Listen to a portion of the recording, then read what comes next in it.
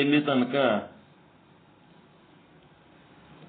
ಆ ಒಂದು ಪ್ರಪ್ರಥಮ ಮನುಷ್ಯ ಸೃಷ್ಟಿಗೆ ಆದಿಯಲ್ಲಿರುವಂತಹ ಪ್ರಪ್ರಥಮ ಪುರುಷ ಸ್ವಯಂಭೂ ಮನು, ಪ್ರಪ್ರಥಮ ಸ್ತ್ರೀ ಶತರೂಪಾದೇವಿ, ಅವರಿಗೆ 2 ಗಂಡಸು ಮಕ್ಕಳು, 3 ಮಂದಿ ಹೆಣ್ಣುಮಕ್ಕಳು, ಹಿರಿಯ ಮಗ ಪ್ರಿಯಋತ ಅಥವಾ ಸತ್ಯಋತ, ಸಣ್ಣವನು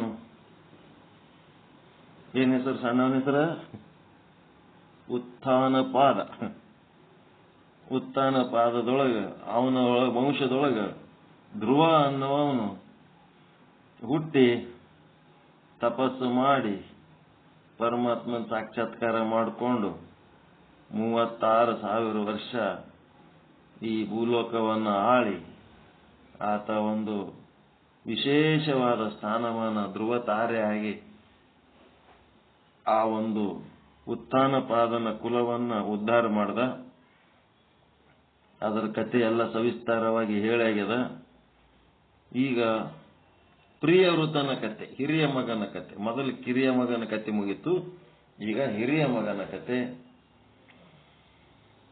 ಈತ ಹೆಸರಿಗೆ ತಕ್ಕ ವ್ಯಕ್ತಿ. ವಾಸಾರಿ ಪೀಠಿಕೆ ಹಾಕಿವಿ, ಆ ಪೀಠಿಕೆಯನ್ನು ತಗೊಂಡೆ ಮತ್ತೆ ಮುಂದೋಗೋಣ.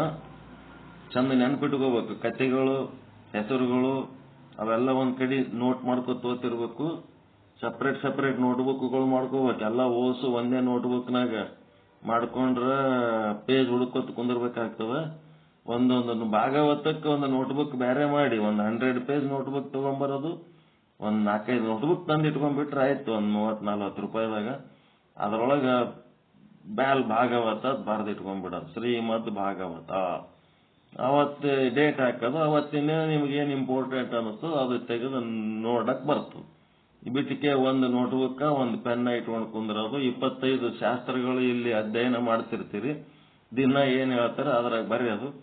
ಆಮೇಲೆ ಮೆಣಸಿಕಾಯಿ, ಬೆಂಡಿಕಾಯಿ, ಚವಳಿಕಾಯಿ ಎಲ್ಲ ಓಸು ಕಲಿಸಿ ಕಾಯಿಪಲ್ಯ ತಂದು ಕೊಡ್ತಾರಲ್ಲ, ಕಾಯಿಪಲ್ಯ ಬಂದ ಮೇಲೆ ಅವು ಆರ್ಸೋದೇ ದೊಡ್ಡ ಸಮಸ್ಯೆ. ಓಸು ಕಲ್ಸ್ಕೊಂಡ್ ಬಂದಿರ್ತಾರೆ, ಅವು ಸಪ್ರೇಟ್ ಹಾಕಿದ್ರೆ ಸೋಸ್ಲಕ್ಕೆ ಈಸಿ ಇರ್ತದೆ. ಹಂಗ ಇವು ಮೆಣಸಿಕಾಯಿ, ಚವಳಿಕಾಯಿ, ಬೆಂಡಿಕಾಯಿ ಮತ್ತೆ ಇನ್ನೇ ಕಾಯಿ ಎಲ್ಲ ಓಸು ಹಾಕೊಂಡು ಬಂದಂಗೆ ಆಗ್ತದೆ. ಹಂಗ ಆಗಬಾರ್ದು.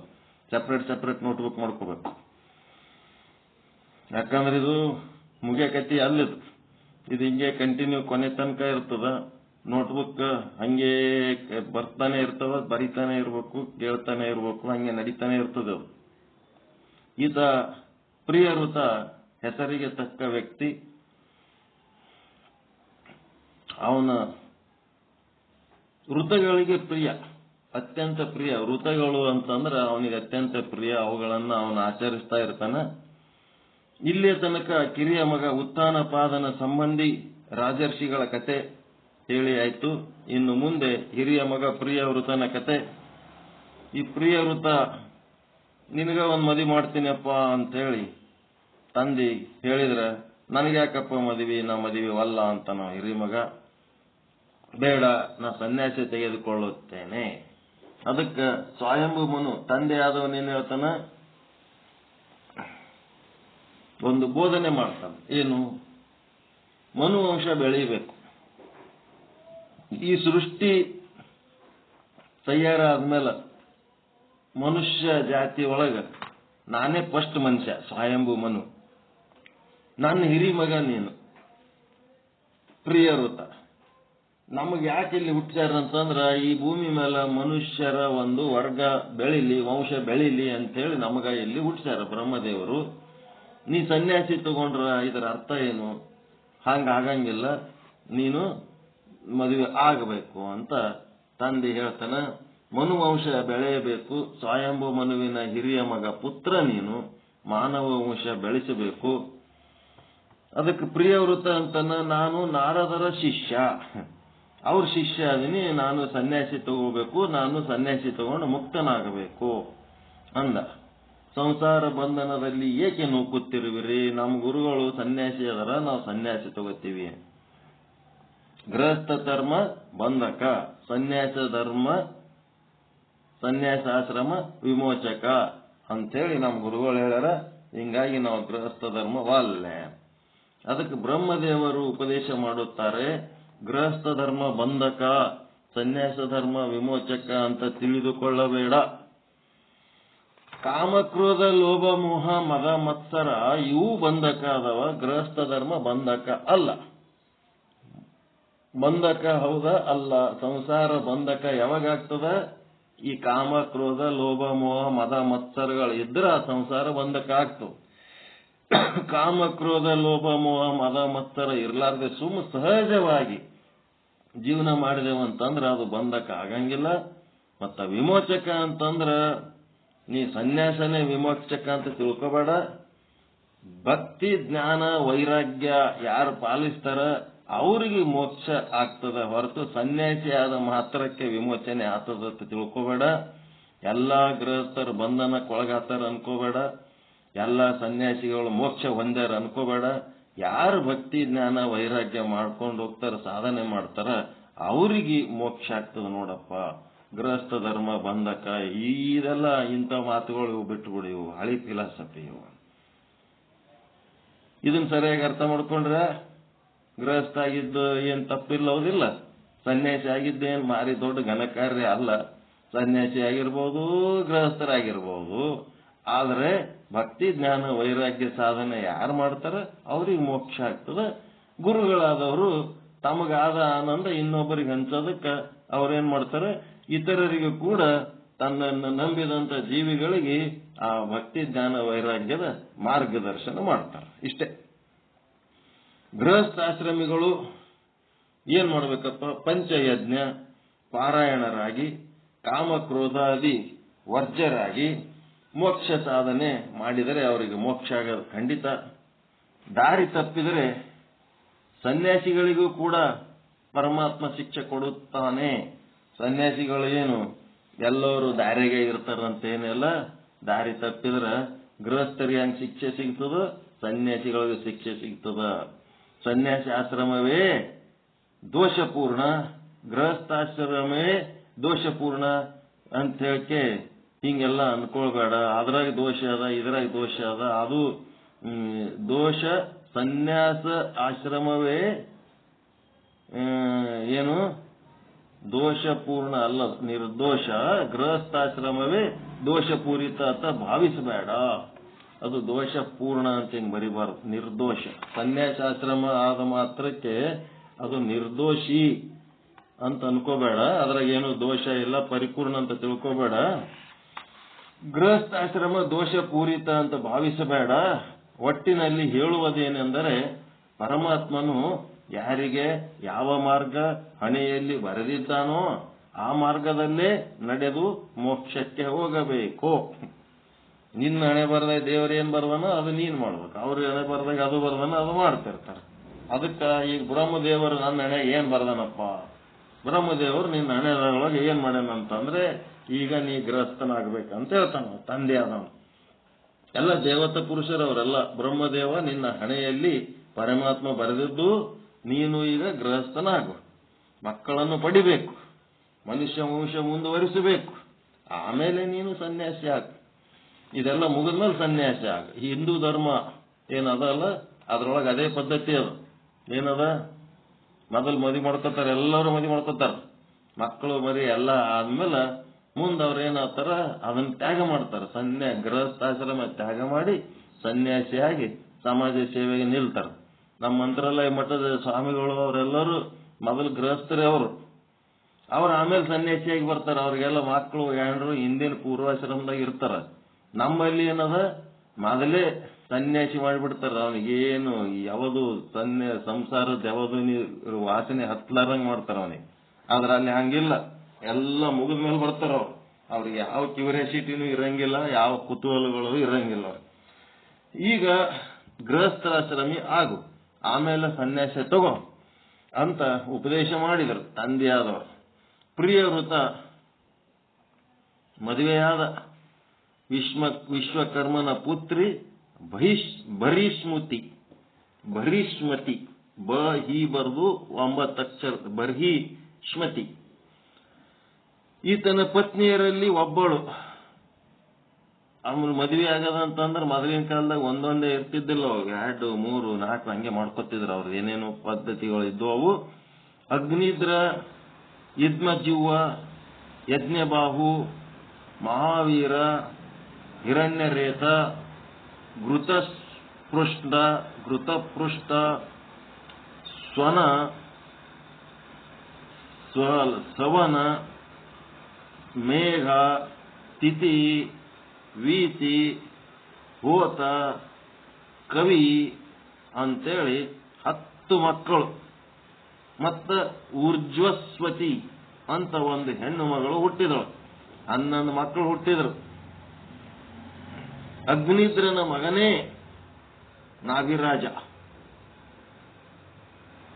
ಪ್ರಿಯಋತನ ಮಗ ಅಗ್ನಿದ್ರ. ಇದು ಹಂಗೆ ಕಂಟಿನ್ಯೂ ನೆನ್ಪಿಟ್ಕೋರಿ. ಇದು ಲೈನ್ ಮತ್ತೆ ಎಲ್ಲಾರು ಮತ್ತೆ ತಪ್ಪಿರಿ. ಇವೆಲ್ಲೆಲ್ಲಾರ ಕ್ವಶನ್ ಬರ್ತಿರ್ತಾವ ಹಂಗೆ. ಪ್ರಿಯಋತನ ಮಗ ಅಗ್ನಿದ್ರ, ಅಗ್ನಿದ್ರನ ಮಗ ನಾಭಿರಾಜ.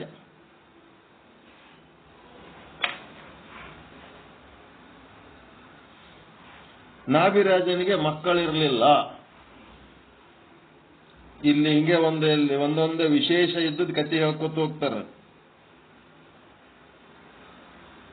ಪ್ರಿಯಋತ, ಅವನ ಮಗ ಅಗ್ನಿದ್ರ, ಅವನ ಮಗ ನಾಭಿರಾಜ್. ಅವನಿಗೆ ಪ್ರಿಯಋತನಿಗೆ 10 ಗಂಡ, ಒಬ್ಬ ಹೆಣ್ಮಗಳು, 11 ಮಂದಿ ಹುಟ್ಟಿರ್ತಾರ. ಅದ್ರ ಪೈಕಿ ಅಗ್ನಿದ್ರನ ಒಬ್ಬ ಮಗ, ಪ್ರಿಯಋತನ ಮಗ. ಪ್ರಿಯಋತ ಯಾರ ಮಗ?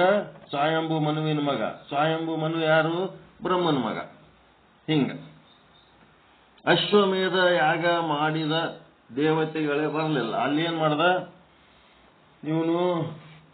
ಮಕ್ಕಳು ಆಗಿದ್ದಿಲ್ಲ, ಆದರೂ ಸಹಿತ ಅವ ಏನೋ ಯಾಗ ಮಾಡ್ದ, ಅಶ್ವಮೇಧ ಯಾಗ. ಆಗಿನ ಕಾಲದೊಳಗ ಮಕ್ಕಳಾಗ್ಲಾರ್ದವ್ರ ಬಗ್ಗೆ ಒಂದು ಅಪಶಕುನ. ಅಲ್ಲಿ ಹೋಗ್ತಿದ್ದಿಲ್ಲ, ಜಾಸ್ತಿ ಜನ ಅಟೆಂಡ್ ಆಗ್ತಿದ್ದಿಲ್ಲ. ಅಲ್ಲಿ ಏನಾಗ್ಬಿಡುತ್ತೆ, ದೇವತೆಗಳೇ ಬರಲಿಲ್ಲ ಅವನಿಗೆ, ಮಕ್ಕಳಿಲ್ಲದ ಕಾರಣ. ಅದಕ್ಕೆ ಅವ ಏನ್ ಮಾಡ್ದ? ಬೇರೆ ಯಾಗಗಳಲ್ಲಿ ಎಲ್ಲ ದೇವತೆಗಳು ಬಂದು ಸಭಾಸೀನರಾಗುತ್ತಿದ್ದರು, ಆದರೆ ಈತ ಮಾಡಿದ ಅಶ್ವಮೇಧ ಯಾಗಕ್ಕ ಯಾರು ಬರಲೇ ಇಲ್ಲ, ನಾಭಿರಾಜನ ಒಂದು ಅಶ್ವಮೇಧ ಯಾಗಕ್ಕ. ಆದ್ದರಿಂದ ಏನ್ ಮಾಡ್ದ? ಮಕ್ಕಳಿಲ್ಲ ಅನ್ನೋದ್ರ ಸಲುವಾಗಿ ಇವ್ರು ಬಂದಿಲ್ಲ ಅನ್ನೋದು ಗೊತ್ತಾಗಿ, ಆಯ್ತು ಮಕ್ಕಳ ಸಲುವಾಗಿ ಒಂದು ಯಾಗ ಮಾಡಮ್ಮ ಅಂತೇಳಿ ಪುತ್ರೇಷ್ಟಿ ಯಾಗ ಮಾಡ್ದ. ಅದರ ಬಲದಿಂದ ಏನಾದ? ಪರಮಾತ್ಮನೇ ಋಷಭ ನಾಮಕನಾಗಿ ಅವತಾರ ಮಾಡಿದ. ಆ ಒಂದು ನಾಭಿರಾಜನ ಮಗನಾಗಿ ಪರಮಾತ್ಮನೇ ಅವತರಿಸಿ ಬಂದ.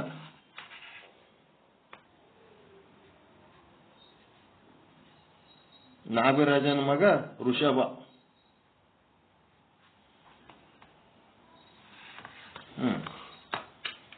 ನಾಭಿರಾಜನ ಮಗ ಪರಮಾತ್ಮನೇ ಇಲ್ಲಿ ಹುಟ್ಟಿ ಬಂದ. ವಿಷ್ಣು ಪರಮಾತ್ಮನೇ ಅಲ್ಲಿ ಹುಟ್ಟಿ ಬಂದ. ಅದಕ್ಕೂ ಒಂದು ಕಾರಣವಿದೆ.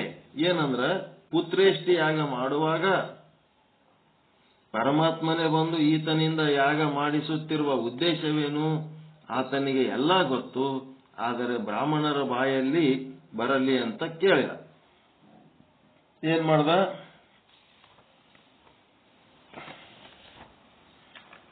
ಈಗ ಈ ಒಂದು ನಾಭಿರಾಜ ಪುತ್ರೇಷ್ಟಿ ಯಾಗ ಮಾಡುವಾಗ ಆ ವಿಷ್ಣು ಪರಮಾತ್ಮನೇ ಬಂದು ಏನ್ ಮಾಡ್ದ? ಮಂತ್ರ ಹೇಳಕತ್ತ. ವಿಷ್ಣು ಪರಮಾತ್ಮನೇ ಬಂದು ಮಂತ್ರ ಹೇಳಕತ್ತ. ಪುರೋಹಿತ ಕೆಲಸ ಅವನೇ ಮಾಡ್ಲಕತ್ತ ನಾಭಿರಾಜನ ಇದಕ್ಕೆ, ಯಾವದಕ್ಕ? ಯಾಗಕ್ಕ, ಪುತ್ರೇಷ್ಟಿ ಯಾಗಕ್ಕ. ಮತ್ತ ಈ ನಾಭಿರಾಜಗ ಮಂತ್ರ ಹೇಳಕ್ ಬರ್ತಿದ್ದಿಲ್ಲೇನು? ಅವರು ಎಲ್ಲ ದೇವತಾ ಪುರುಷರೇ. ಅವ್ರಿಗೆ ಹೇಳಕ್ ಬಂದ್ರೂ ಸಹಿತ ಈ ಪರಮಾತ್ಮನ ಬಾಯಿಲಿಂತ ಮಂತ್ರ ಕೇಳಬೇಕು ಅಂತೇಳಿ ಅವನಿಗೆ ಪುರೋಹಿತ ಮಾಡ್ದ. ಇವ ತಾನೇ ಸ್ವತಃ ಯಾಗ ಮಾಡಿ ಮಂತ್ರ ಹೇಳಿದ್ರೆ ಬರ್ತಿತ್ತು.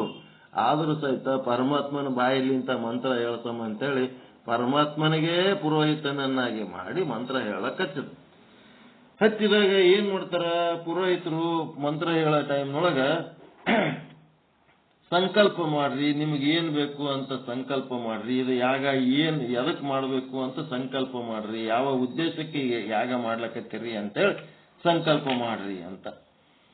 ಆವಾಗ ಇವ ನಾಭಿರಾಜ ಏನ್ ಸಂಕಲ್ಪ ಮಾಡ್ದ, ಸ್ವತಃ ಪರಮಾತ್ಮನೇ ಅಲ್ಲಿ ಮಂತ್ರ ಹೇಳಕ್ಕ ಪುರೋಹಿತನಾಗಿ ಬಂದು ಕುಂತಾಗ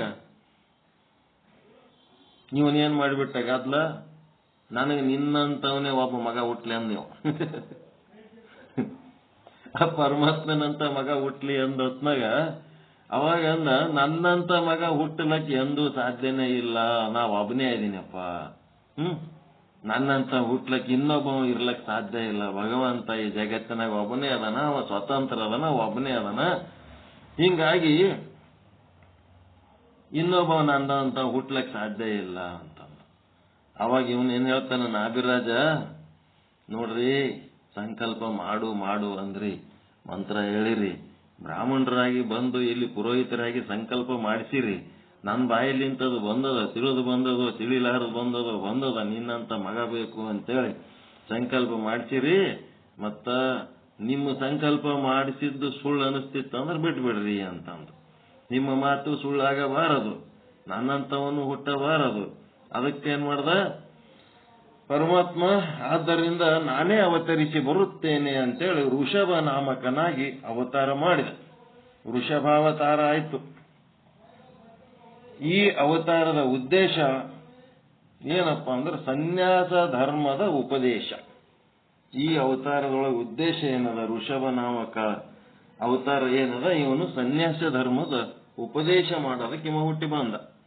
ಪರಮಾತ್ಮ ಏನ್ ಮಾಡ್ದ, ಸನಕಾದಿ ಮುನಿಗಳಿಗೆಲ್ಲ ಸನ್ಯಾಸ ಧರ್ಮವನ್ನು ಉಪದೇಶಿಸಿದ.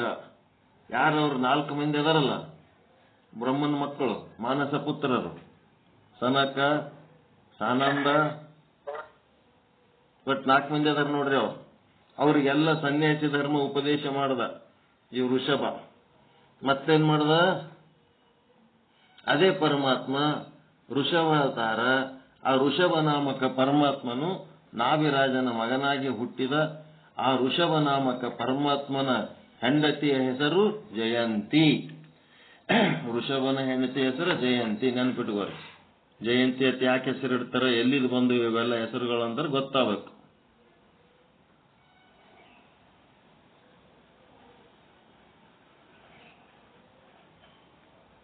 ಅವನ ಹೆಂಡತಿ ಹೆಸರು ಜಯಂತಿ, ವೃಷಭನ ಹೆಂಡತಿ. ಈ ಹೆಸರುಗಳು ನೆನ್ಪಿಡೋದೇ ದೊಡ್ಡ ಕಠಿಣ. ಇವರಿಬ್ರು ವೃಷಭ ಮತ್ತ ಜಯಂತಿ ಕೂಡಿ ಎಷ್ಟು ಮಕ್ಕಳು ಹಡಿದ್ರು ಗೊತ್ತಾ?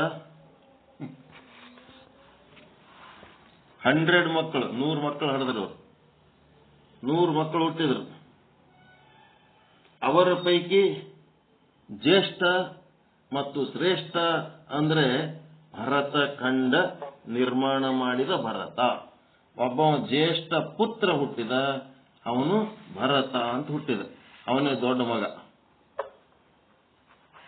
ವಾತ್ಸಾರಿ ಹೇಳಿವಿ ನಾವು. ಈ ಭರತನ ಹಿಂದಿಂದು ಹೆಸರುಗಳು ಹೇಳಕ್ ಬರ್ಬೇಕು. ಹಂಗ ಬ್ರಹ್ಮ ತನ್ನ ಶರೀರವನ್ನ 2 ಭಾಗ ಮಾಡಿ, ಒಂದರಿಂದ ಸ್ತ್ರೀ ತತ್ವ, ಇನ್ನೊಂದರಿಂದ ಪುರುಷ ತತ್ವ. ಪುರುಷ ತತ್ವ ಯಾರು?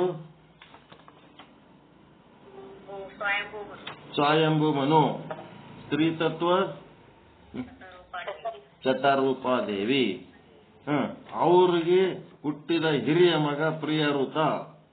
ಪ್ರಿಯಋತನಿಗೆ 11 ಮಕ್ಕಳು, 10+1. ಅದ್ರೊಳಗೆ ಒಬ್ಬ ಅಗ್ನಿದ್ರನ ಮಗ ನಾಭಿರಾಜ. ನಾಭಿರಾಜಗ ಮಕ್ಕಳಿರ್ಲಾರ್ದಕ್ಕ ಅವನೇನ್ ಮಾಡ್ದ, ಪುತ್ರೇಷ್ಟಿ ಯಾಗ ಮಾಡ್ದ. ಆ ಯಾಗಕ್ಕ ಸಾಕ್ಷಾತ್ ಪರಮಾತ್ಮ ನಾರಾಯಣನೇ ಬಂದು ಪುರೋಹಿತನಾಗಿ ಮಂತ್ರ ಹೇಳುವಾಗ ಏನ್ ಮಾಡ್ದ, ಸಂಕಲ್ಪ ಮಾಡು, ಈ ಯಾಗ ಎದಕ್ ಮಾಡಿಸ್ಲಕತ್ತಿದಿ ಅಂತ. ಸಂಕಲ್ಪ ಮಾಡು ಅಂದ್ರೆ ನಿನ್ನಂತವನೇ ಒಬ್ಬ ಮಗ ಬೇಕು ಅಂತ ಈತ ಬೇಡ. ನನ್ನಂತ ಮಗ ಹುಟ್ಲಕ್ ಸಾಧ್ಯ ಇಲ್ಲ, ನಾನಂದ್ರೆ ಒಬ್ಬನೇ ಇದೀನಿ, ಅದಕ್ಕೆ ಇನ್ನೇನ್ ಮಾಡ್ಲಿ ಅಂತೇಳಿ ನಾನೇ ಅವತರಿಸಿ ಬರ್ತೀನಿ ಅಂತೇಳಿ ವೃಷಭಾವತಾರಿಯಾಗಿ ಬಂದ. ವೃಷಭಾವತಾರಿಯಾಗಿ ಬಂದು ಜಯಂತಿಯನ್ನ ಹೆಣ್ಣನ್ನು ಮದುವೆ ಮಾಡಿಕೊಂಡು 100 ಮಕ್ಕಳು ಹುಟ್ಟಿದ್ರು. ಆ 100 ಮಕ್ಕಳ ಪೈಕಿ ಜ್ಯೇಷ್ಠ ಪುತ್ರ ಪ್ಲಸ್ ಶ್ರೇಷ್ಠ ಪುತ್ರ. ಎರಡೂ ಇರಬೇಕು, ಜ್ಯೇಷ್ಠ ಶ್ರೇಷ್ಠ ಎರಡೂ ಇದ್ರೆ ಮಕ್ಕಳಂತಾರ ಅವಕ್ಕೆ.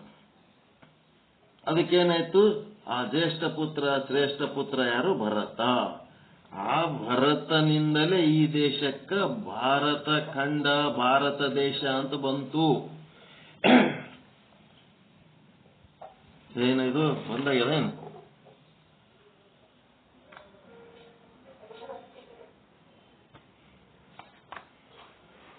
ಹೇಳ್ರಿ, ಏನ್ ಬಂದಾಗಿತ್ತಲ್ಲ ಇದು? ನಮ್ಮದು ಮೊಬೈಲ್ ಇದಾಗಿ ಲ್ಯಾಪ್ಟಾಪ್ ಇದಾಗಿತ್ತು, ಮ್ಯೂಟ್ ಆಗಿತ್ತು. ಏನೇನ್ ಹೇಳಿದ್ರಿ? ಫಸ್ಟ್ ಸ್ವಯಂಭೂ ಮನು ಮತ್ತು ಶತರೂಪ ದೇವಿ, ಅವ್ರ ಮಕ್ಕಳ್ಯಾರು? ಪ್ರಿಯಋತ. ಪ್ರಿಯಋತ ಆದ್ಮೇಲೆ ಆ ಕಡೆ ಬಿಡ್ರಿ, ಅದು ಉತ್ತಾನಪಾದಂದು ಈ ಲೈನಿಗೆ ಭರತನ ಲೈನಿಗೆ ಬರ್ಬೇಕೀಗ. ಆ ಕನೆಕ್ಷನ್ ಮುಗಿದದ್ದು. ಪ್ರಿಯಋತ ಆದ್ಮೇಲೆ ಅಗ್ನಿದ್ರ, ಪ್ರಿಯಋತನ ಮಗ ಅಗ್ನಿದ್ರ. ಅಗ್ನಿದ್ರನ ಮಗ ನಾಭಿರಾಜ, ನಾಭಿರಾಜನ ಮಗ ಋಷಭ, ಋಷಭನ ಹೆಂಡತಿ ಜಯಂತಿ. ಈ ಋಷಭ ಮತ್ತು ಜಯಂತಿ ಇವರು, ಋಷಭ ಅಂದ್ರೆ ಪರಮಾತ್ಮ, ಸಾಕ್ಷಾತ್ ಪರಮಾತ್ಮನೇ ಅವ್ರ ಮಗನಾಗಿ ಹುಟ್ಟ್ಯಾನ. ನಾಭಿರಾಜನ ಮಗನಾಗಿ ಹುಟ್ಟಿ ಏನ್ ಮಾಡ್ಯಾನ? ಭರತ ಎನ್ನುವ 100 ಮಕ್ಕಳ ಹಡದ. 100 ಮಕ್ಕಳ ಪೈಕಿ ಜ್ಯೇಷ್ಠ ಮತ್ತು ಶ್ರೇಷ್ಠನಾದವನು ಭರತ. ಆ ಭರತನೇ ಅವನ ಹೆಸರೇ ಈ ದೇಶಕ್ಕೆ ಬಂದದ್ದು. ಭಾರತ ದೇಶ, ಭರತ ಖಂಡ ಅಂತೇಳಿ ಅವನಿಂತೆ ಬಂದದ್ದು. ಇದನ್ನ ನಾವು ಸರಿಯಾಗಿ ತಿಳ್ಕೋಬೇಕು. ದುಷ್ಯಂತ ಶಕುಂತಲೆಯರ ಮಗನ ಹೆಸರು ಭರತ. ಆತನು ಈ ದೇಶವನ್ನು ಆಳ್ಯಾನ. ಆದ್ರೆ ಅವನ ಹೆಸರು ಈ ದೇಶಕ್ಕೆ ಬಂತು ಅಂತೇಳಿ ಕೆಲವೊಂದ್ ಕಡೆ ಉಲ್ಲೇಖ ಮಾಡ್ಯಾರ. ಅದು ಸುಳ್ಳು. ಅವನ ಹೆಸರು ಅಲ್ಲ, ಅವನಕಿಂತ ಮೊದಲೇ ಇದು ಭಾರತ ದೇಶ ಅಂತ ಇತ್ತು. ಮತ್ತೆ ಕೆಲವೊಂದ್ ಕಡೆ ಏನ್ ಮಾಡ್ಯಾರ, ಶ್ರೀರಾಮನ ತಮ್ಮ ಭರತನೂ ಆಳಿದ. ಹಿಂಗಾಗಿ ಶ್ರೀರಾಮನ ತಮ್ಮ ಭರತನ ಕಾರಣ ಈ ದೇಶಕ್ಕೆ ಭಾರತ ದೇಶ ಬಂತು ಅಂತಂದ್ರೆ ಅದನ್ನು ಸುಳ್ಳು, ಅದನ್ನೂ ಅಲ್ಲ.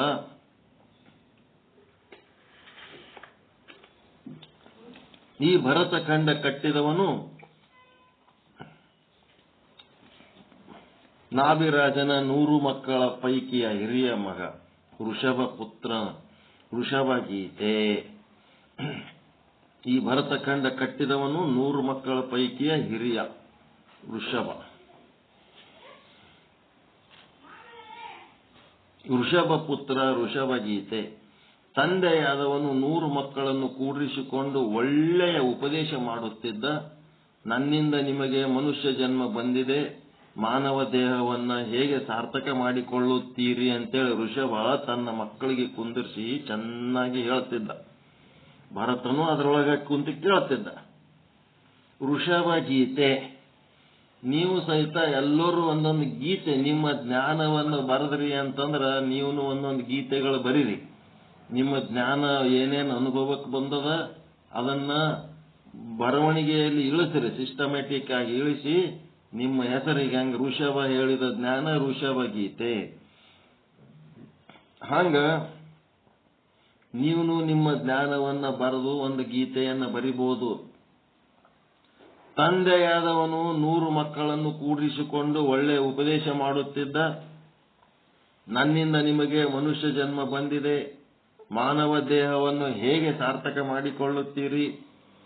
ಚೆನ್ನಾಗಿ ತಿಂತೇವೆ, ಚೆನ್ನಾಗಿ ನಿದ್ರಿಸುತ್ತೇವೆ, ಚೆನ್ನಾಗಿ ಸಂಸಾರ ಮಾಡುತ್ತೇವೆ, ಸಾಕಷ್ಟು ಸಂತತಿ ಪಡೆಯುತ್ತೇವೆ. ಇದೇ ಮನುಷ್ಯ ಜನ್ಮ ಸಾರ್ಥಕ ಮಾಡ್ಕೊಳ್ಳೋದಂತ ಮೊದಲು ಗೊತ್ತಿತ್ತು. ಇವೆಲ್ಲ ಏನದವ ಇತರ ಪ್ರಾಣಿಗಳಿಗೆ ಇಲ್ಲವೇ? ಅವೆಲ್ಲ ಅವು ಹುಲ್ಲು ಅದು ತಿಂತವ, ಅವು ಹುಲ್ಲು ತಿಂತವ, ನಾವು ಜಿಲೇಬಿ ತಿಂತೀವಿ ಅಷ್ಟೇ. ಅವುಗಳು ಆಹಾರ ಪ್ರಿಯ, ನಾವು ಆಹಾರ ಪ್ರಿಯ ಅದೀವಿ. ಅವು ನಿದ್ರಾ ಪ್ರಿಯ, ನಾವು ನಿದ್ರಾ ಪ್ರಿಯ. ಅವಕ್ಕೂ ಎಲ್ಲಿ ಪ್ರಾಣ ಮಾನಕ್ಕ ಹಾನಿ ಆಗ್ತದ ತಾವು ಅಂದ್ತವ, ನಮ್ಮದನ್ನು ಪ್ರಾಣ ಮಾನ ಹಾನಿ ಆಗ್ತದ ನಾವು ಅನ್ಸ್ತೀವಿ. ನಮಗೂ ಭಯ ಅದ. ಮತ್ತು ಅವು ಮೈಥುನ ಮಾಡಿ ಮಕ್ಕಳು ಹಿಡಿತಾವ, ಇವು ಮೈಥುನ ಮಾಡಿ ಮಕ್ಕಳು ಹಿಡಿತಾವ. ಹಿಂಗಾಗಿ ಸಾಮಾನ್ಯಮೇತತ್ ಪಶುಭಿ ನರಾಣಾಂ ಪಶುಭೀರ್ನ ರಾಣಾಂ ಇವೇನದವ ಆಹಾರ ನಿದ್ರಾ ಭಯ ಮೈಥುನಂಚ ಸಾಮಾನ್ಯಮೇತತ್ ಪಶುವೀರ್ನ ರಾಣಾಂ ಅಂತಂದ್ರ ಪಶುಗಳಿಗೂ ಮತ್ತು ಮನುಷ್ಯನಿಗೂ ಆಹಾರ ನಿದ್ರೆ ಭಯ ಮೈಥುನನ ಇವು ಕಾಮನ್. ಇವು ನಮ್ಮ ಹಾಗೆಯೇ ಪಶು ಪಕ್ಷಿಗಳು ಕೂಡ ಆಹಾರ ನಿದ್ರೆ ಭಯ ಮೈಥುನ ಸಮಾನವಾಗಿರುತ್ತವೆ. ಅವುಗಳಿಗೂ ನಮಗೂ ಏನು ವ್ಯತ್ಯಾಸ? ಅದಕ್ಕೆ ಆಹಾರ ನಿದ್ರಾ ಭಯ ಮೈಥುನಂಚ ಸಮಾನಮೇತತ್ ಪಶುಭಿರ್ನ ರಾಣಾಂ ಅಂತಂದ್ರೆ ಧರ್ಮೋ ಹಿ ತೇಷಾಮಧಿಕೋ ವಿಶೇಷೇ ಧರ್ಮೇಣ ಹೀನ ಪಶುಭಿ ಸಮಾನ. ಈ ಮನುಷ್ಯನಿಗೂ ಮತ್ತು ಇತರ 84 ಲಕ್ಷ ಜೀವರಾಶಿಗಳಿಗೆ ಸಾಮಾನ್ಯ ಇರೋದ್ಯಾವುದು ಆಹಾರ ನಿದ್ರೆ ಭಯ ಮೈಥುನ. ಆದ್ರೆ ಆ ಪಶುಗಳಿಗೂ ಮನುಷ್ಯನಿಗೂ ವ್ಯತ್ಯಾಸ ಎದರೊಳಗ ಆದಪ್ಪ ಅಂದ್ರೆ ಧರ್ಮದಾಗ ಆದ. ಮನುಷ್ಯ ಮೈನಸ್ ಧರ್ಮ, ಮನುಷ್ಯ ಮೈನಸ್ ಧರ್ಮ ಆದ್ರೆ ಏನಾಗ್ತದ? ಪಶು. ಹೌದಿಲ್ಲ? ಪಶು ಪ್ಲಸ್ ಧರ್ಮ ಇದು ಮನುಷ್ಯ ಅಷ್ಟೇ. ಆಹಾರ ನಿದ್ರೆ ಭಯ ಮೈಥುನ ಎಲ್ಲರಿಗೂ ಕಾಮನ್ ಅದ. ಅದರೊಳಗೆ ಧರ್ಮ ಒಂದು ಸೇರಿದ್ರೆ ಮನುಷ್ಯ ಆಗ್ತದೆ. ಧರ್ಮ ಬಿಟ್ರೆ ಆಹಾರ ನಿದ್ರೆ ಭಯ ಮೈಥುನಕ್ಕೆ ಅಷ್ಟಕ್ಕೆ ಸೀಮಿತವಾದಂತ ಒಂದು ಪಶು ಆಗ್ತಾನಷ್ಟೇ. ಧರ್ಮ ಎನ್ನುವುದು ಪ್ರಾಣಿಗಳಿಗೆ ಇಲ್ಲ. ಅವು ಧರ್ಮ ಮಾಡುತ್ತವೆ, ಆದರೆ ಅವು ಮಾಡುವ ಧರ್ಮಗಳ ಅರಿವು ಇಲ್ಲ. ಯಾವ ಧರ್ಮ ಮಾಡ್ಲಿಕ್ಕತ್ತಿವತ್ತ ಅವಕ್ಕೆ ಅರಿವಿಲ್ಲ. ಅರಿವಿಲ್ಲದೆ ಏನೋ ಒಂದು ಮಾಡ್ತಿರ್ತಾವ. ಅವ್ರದ್ದು ಒಂದೊಂದು ಪ್ರಾಣಿಗಳದ ಅವ್ರದೇ ಆದ ಧರ್ಮ ಅದ. ಆದರೆ ಅವರ ಧರ್ಮದ ಬಗ್ಗೆ ಅವಕ್ಕೆ ಅರಿವಿಲ್ಲ. ಎಂತ ಧರ್ಮ ಆಚರಿಸ್ಲಿಕ್ಕತ್ತೀವಿ ಅನ್ನೋದೇ ಗೊತ್ತಿಲ್ಲ. ಅವು ನಾವು ಪ್ರಾಣಿಗಳತ್ತ ಸಹಿತ ಗೊತ್ತಿಲ್ಲ. ಎಂತ ಪ್ರಾಣಿಗಳನ್ನೋದನ್ನು ಅವಕ್ಕೆ ಗೊತ್ತಿಲ್ಲ. ಸ್ವಪ್ರಜ್ಞೆನೂ ಇಲ್ಲ, ಪರಪ್ರಜ್ಞೆನೂ ಇಲ್ಲ. ಶ್ರೀರಂಗದಲ್ಲಿ ಆನೆಯ ಮೇಲೆ ಬೆಳ್ಳಿ ಕೊಡ ಇಟ್ಟುಕೊಂಡು ದೇವರಿಗೆ ಅಭಿಷೇಕ ಮಾಡಲು ನೀರು ತರ್ತಾರೆ. ಆನೆ ದೇವರಿಗೆ ಚಾಮರ ಬೀಸುತ್ತದೆ. ಆನೆಯ ಮೇಲೆ ದೇವರನ್ನು ಕೂಡ್ರಿಸುತ್ತಾರೆ. ಆನೆಯೇ ಮಾಲೆ ಹಾಕುತ್ತದೆ. ಆದರೆ ದೇವರ ಅನುಸಂಧಾನ ಅದಕ್ಕೆ ಇಲ್ಲ. ದೇವರ ಅನುಸಂಧಾನ ಅದಕ್ಕಿಲ್ಲ. ಆನೆಲಿಂತ ಎಲ್ಲ ಮಾಡಿದರೂ ದೇವರ ಅನುಸಂಧಾನ ಇಲ್ಲ.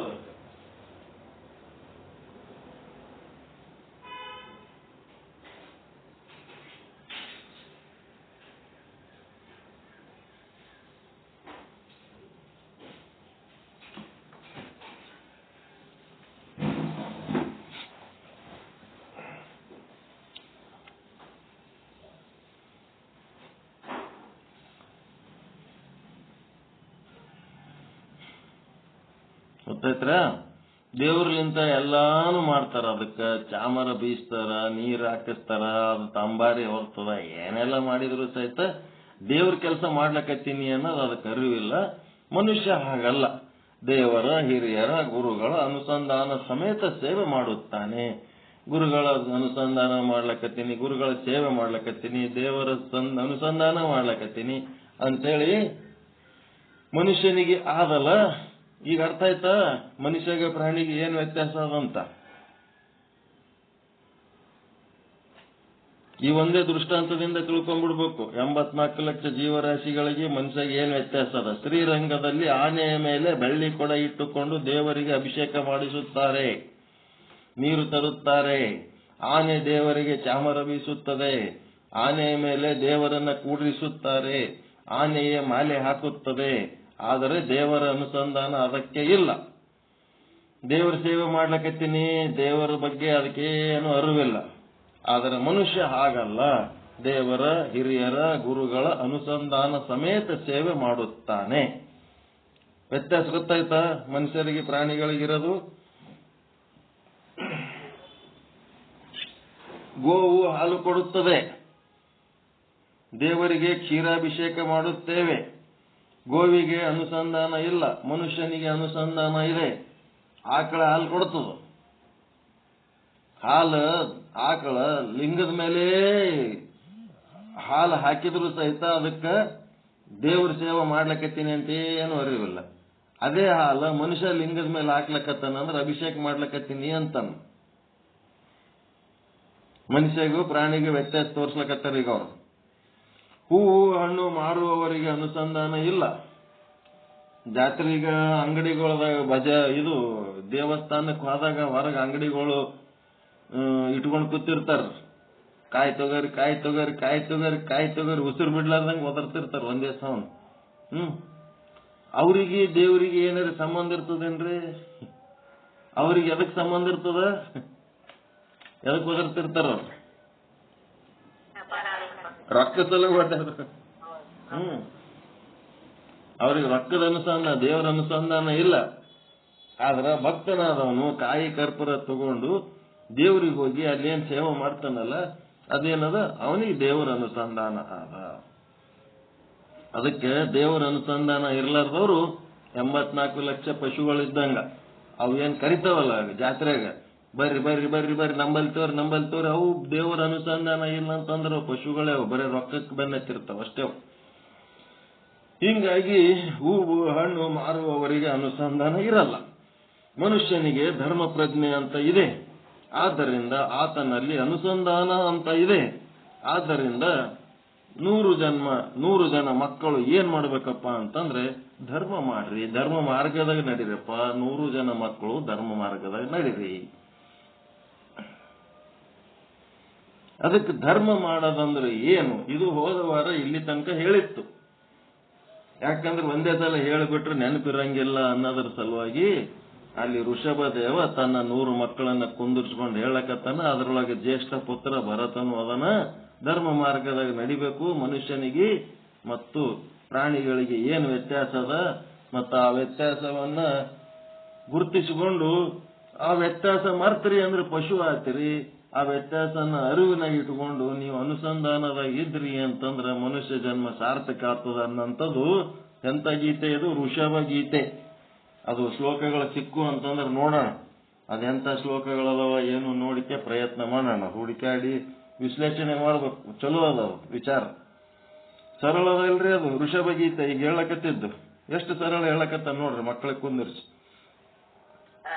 ಧರ್ಮ ಮಾಡೋದು ಅಂದ್ರೆ ಏನು ಅಂದ್ರೆ ಮಹತ್ ಸೇವೆ. ಏನ್ ಮಹತ್ ಸೇವೆ ಅಂದ್ರೆ ಮಹಾತ್ಮರ ಸೇವೆಯನ್ನು ಮಾಡಿರಿ, ಅದೇ ಧರ್ಮ. ನಮ್ಮ ಕಣ್ಣೆದುರಿಗೆ 2 ಬಾಗಿಲುಗಳಿವೆ, ಒಂದು ಮೋಕ್ಷದ ದ್ವಾರ, ಇನ್ನೊಂದು ನರಕದ ದ್ವಾರ. ಮೋಕ್ಷದ ದ್ವಾರ ಮಹಾತ್ಮರ ಸೇವೆ, ನರಕದ ಬಾಗಿಲು ದುಷ್ಟರ ಸಂಘ. ಯಾವ್ದು ಮಾಡ್ತೀರಿ ನೋಡಂತ. 6 ಗಂಟೆ ನಾ ತೆಗಿತೀನಿ ಬಿಡು. ದುಷ್ಟರ ಸಂಘ ಮಾಡಿದ್ರೆ ನರಕದ ಬಾಗಿಲು, ನರಕಕ್ಕೆ ಹೋಗ್ತೀರಿ. ಮೋಕ್ಷದ್ವಾರ ಮಹಾತ್ಮರ ಸಂಘ. ಇರದೇ 2. ಯಾವ ಬಾಗಿಲ್ದಾಗ ಓದ್ತೀರಿ ನೋಡ್ರಿ ಅಂತ. ಮಹಾತ್ಮರು ಯಾರು ಮತ್ತೆ ಯಾರಿಗೆ ಮಹಾತ್ಮರು ಅನ್ಬೇಕು, ಹೆಂಗ್ ಮಾಡ್ಬೇಕದು ಅಂತೇಳಿ ಅದಕ್ಕ ಅದೇ ಋಷಭ ಗೀತೆ ಒಳಗೆ ಹೇಳ್ತಾರ, ಸಮಚಿತ್ತರು. ಸಮಚಿತ್ತ, ಸ್ತುತಿ, ನಿಂದೆ ಇವು ಏನ್ ಬರ್ತಾವ ಅವರು ಸಮತೋಲನ ಕಳೆದುಕೊಳ್ಳುವುದಿಲ್ಲ. ಯಾರೇ ಹೋಗಿ ಮಹಾತ್ಮರಿಗೆ ಇಂಥವ್ರು ನಿಮ್ಗೆ ಹಿಂಗ ಅನ್ಲಕತ್ತಾರ ನೋಡ್ರಿ ಅಂತೇಳಿ ಯಾರೇ ಹೇಳಿದ್ರು, ಮಹಾತ್ಮರಿಗೆ ಬೈಯೋರು ಬಹಳ ಮಂದಿ ಇರ್ತಾರ. ಜಗತ್ತಿನಾಗ ಅರ್ಧ ಮಂದಿ ಹೊಗಳಿದ್ರೆ ಅರ್ಧ ಮಂದಿ ಬೈತಿರ್ತಾರ ಮಹಾತ್ಮರಿಗೆ. ದೊಡ್ಡವ್ರಿಗೆ ಬೈಯೋರೆ.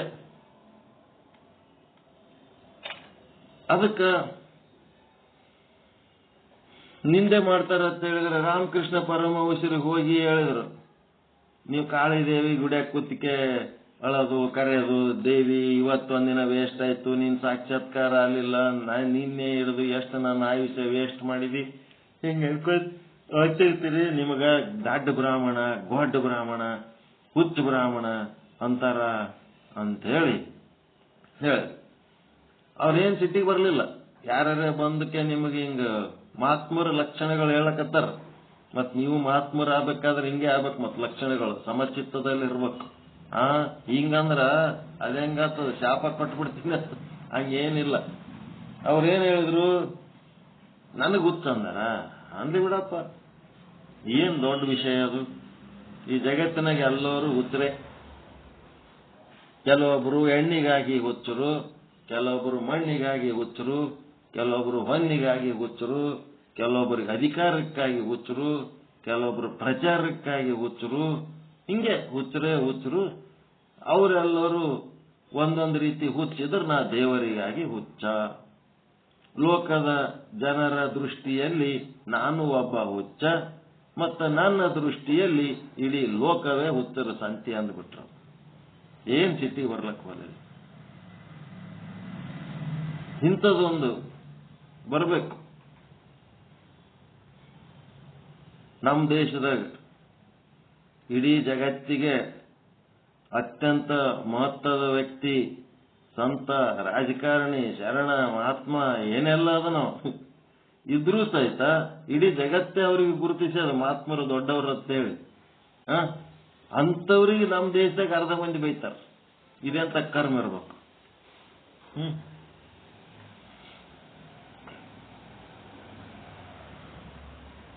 ಇಡೀ ಜಗತ್ತೇ ಗೌರವಿಸ್ಲಕತ್ತದ, ಇಡೀ ಜಗತ್ತೇ ಪೂಜಿಸ್ಲಕತ್ತದ ವ್ಯಕ್ತಿಗೆ ಅವ್ರಿಗೆ ನಮ್ಮ ದೇಶದವ್ರು ಅರ್ಧ ಮಂದಿ ಬೈತಾರ. ಮತ್ತ ಹಿಂಗ್ ಮಂದಿ ಬೈತಾರ ಅಂತಂದ್ರ ಅವ್ರೇನು ತಲೆ ಕೆಡ್ಸ್ಕೊಂಡಾರೇನು? ನಮಗ್ ಬೈದಾರತ್ತಂದ್ರೆ ಅವ್ರು ತಲೆ ಕೆಡ್ಸ್ಕೊಂಡಾರೇನ್ರಿ? ಏನ್ ತಲೆ ಕೆಡ್ಸ್ಕೊಂಡಿಲ್ಲ. ಬೈದದ್ದಕ್ಕೆ ಅವ್ರು ಎಂದೂ ರೆಸ್ಪಾನ್ಸ್ ಕೊಟ್ಟಿಲ್ಲ. ಮಹಾತ್ಮರ ಲಕ್ಷಣ ಹೌದಲ್ಲ ಅದು. ಅವ್ರು ಏನಂದ್ರು, ವ್ಯಾಕ್ಸಿನ್ ನಾ ತಗೊಳಂಗಿಲ್ಲ ಅಂತೇಳಿ ಅಂದ್ರು. ವ್ಯಾಕ್ಸಿನ್ ತಗೊಳ್ಳಿಲ್ಲ ಅಂತಂದ್ರ ಮುಂದ ನನಗ ಬೈಯೋದಕ್ಕೆ ನೀವು ಬದುಕಿರ್ಬೇಕಾಗ್ತದ. ನೀವು ಬದುಕಿರ್ಬೇಕು. ಎದಕ್ಕಂದ್ರೆ ನನಗ್ ಬೈಯೋದಕ್ಕೆ, ನನಗೆ ಬೈಯುವುದಕ್ಕಾದರೂ ನೀವು ಬದುಕಿರ್ಬೇಕಾಗ್ತದ. ದಯವಿಟ್ಟು ವ್ಯಾಕ್ಸಿನ್ ತಗೋರಿ ಅಂತ ಕೈ ಜೋಡಿಸಿದ್ರು ಅವ್ರು ಸಂತರು. ಎಂತ ಸಂತರು ಇರ್ಬೇಕು ಅವ್ರು. ಬದುಕ್ರಿ. ಯಾರು ದಿಮಾಕ್ ಮಾಡಿ ಅದು ಬ್ಯಾಡ್ ಅಂತೇಳಿ ಟೀಕೆ ಮಾಡ್ಯಾರ ಅವರೇ ಕಳತನ್ಲಿಂತ ಹೋಗಿ ಅದೇ ರಾಜಕಾರಣಿಗಳು ವ್ಯಾಕ್ಸಿನ್ ತಗೊಂಡ್ರ. ಅವನಿಗೆ ವಿರೋಧ ಮಾಡೋದು ಹೊರಗ ಮೀಡಿಯಾದಾಗ ವಿರೋಧ ಮಾಡೋದು, ಒಳಗಿಲಿಂತ ಅವನು ಎಲ್ಲ ಫೆಸಿಲಿಟಿಗಳು ಉಪಯೋಗ ಮಾಡ್ಕೊಳ್ಳೋದು. ಇಂಥ ಜನ ಅದಾರ ಇಲ್ಲಿ. ಅದಕ್ಕೆ ಚಿತ್ತ ಸಮಸ್ಯೆ ಕಳ್ಕೊಳ್ಳಾರ್ದಂಗಿರೋದು, ಬ್ಯಾಲೆನ್ಸ್ ಕಳ್ಕೋಬಾರ್ದು. ಇದು ಬಹಳ ಮುಖ್ಯ. ಎರಡನೇದೇನದ, ಪ್ರಶಾಂತ ಇರಬೇಕು, ಶಾಂತ ಸ್ವಭಾವ. ಯಾರಿಗೂ ಹೆದರೋದು ಇಲ್ಲ, ಯಾರಿಗೆ ಹೆದರಿಸೋದು ಇಲ್ಲ, ಶಾಂತ ಇರಬೇಕು. ಮತ್ತೆ ಅರಿಷಡ್ ವರ್ಗ ಜಯಿಸಿರ್ಬೇಕು. ಕಾಮ ಕ್ರೋಧ ಕ್ಷಣಕ್ಕೆ ಬರ್ತಿರ್ತಾವ. ಬಂದಾಗ ಅವುಗಳನ್ನ ಜಯಿಸ್ತಾ ಇರ್ಬೇಕು. ಅವು ಬಂದಾಗ ನಾವೇನ್ ಮಾಡ್ಬೇಕು? ನಾವು ಕರಿಲಾರ್ದೆ ಬರ್ತಿರ್ತಾವ ಅವು. ಅವಕ್ಕೇನ್ ಬಾರಪ್ಪ ಅಂತ ಕರೆಯಂಗಿಲ್ಲ, ಹಂಗೆ ತಾನೇ ಬರ್ತಿರ್ತಾವ. ಬಂದ ಹೊತ್ನಾಗ ನಿಂದೇನ್ ಕೆಲಸ ನಡಿ ಅಂತೇಳಿ ಕಳಿಸ್ತಿರ್ಬೇಕು, ಜಯಿಸ್ತಿರ್ಬೇಕು.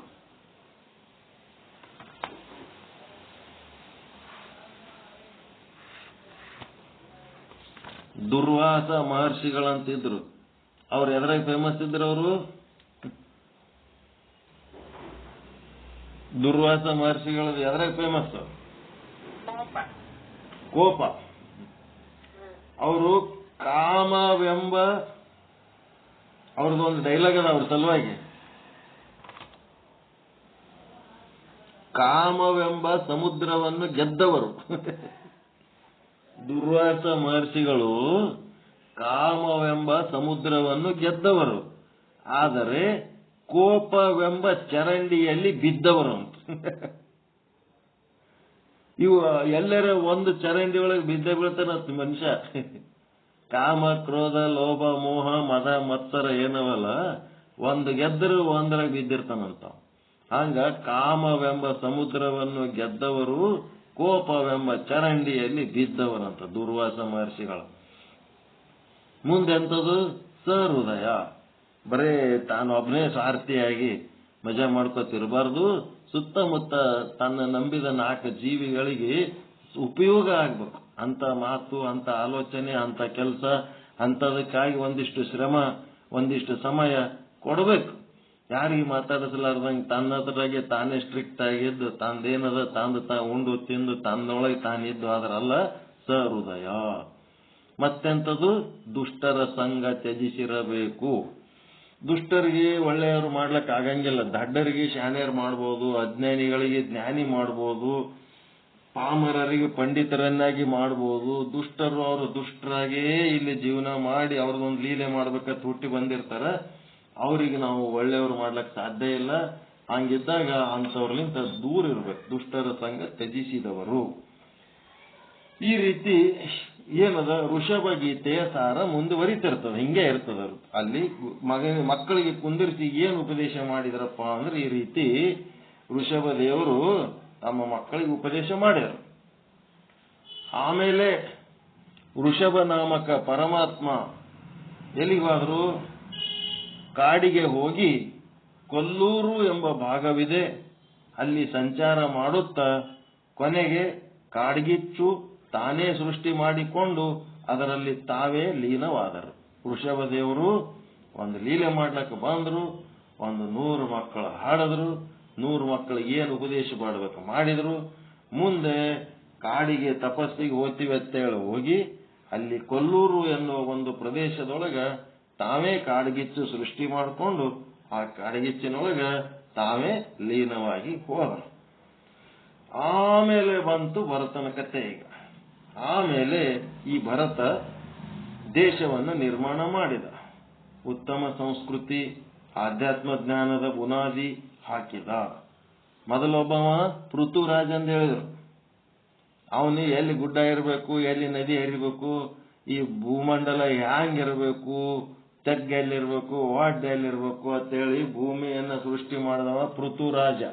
ಎಲ್ಲಿ ಧ್ರುವ ರಾಜನ ಪರಂಪರೆಯಲ್ಲಿ ಪೃಥುರಾಜ ಫೇಮಸ್ ಆದ. ಇಲ್ಲಿ ಇವನೇನ್ ಮಾಡ್ದ, ಸಂಸ್ಕಾರ ಸಂಸ್ಕೃತಿ ಚಾಲು ಮಾಡ್ದ. ಜ್ಞಾನ, ವೇದ, ಆಗಮ, ಉಪನಿಷತ್ತು, ಶಾಸ್ತ್ರ, ಪುರಾಣ, ಇತಿಹಾಸ, ಗೀತೆ ಇವೆಲ್ಲ ಭಾರತದ ಸ್ವತ್ತು. ಶ್ರೇಷ್ಠವಾದ ದೇಶ.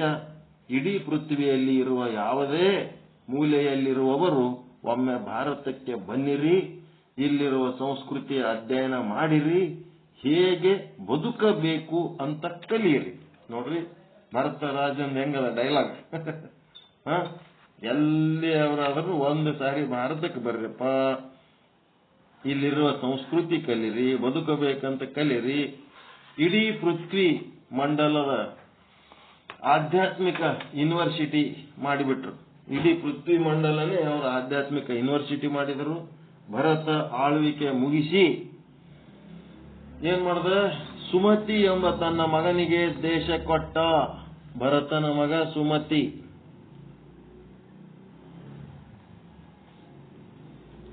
ಸುಮತಿ ಅಂತಂದ್ರ ಹೆಣ್ಣಲ್ಲ, ಗಂಡ.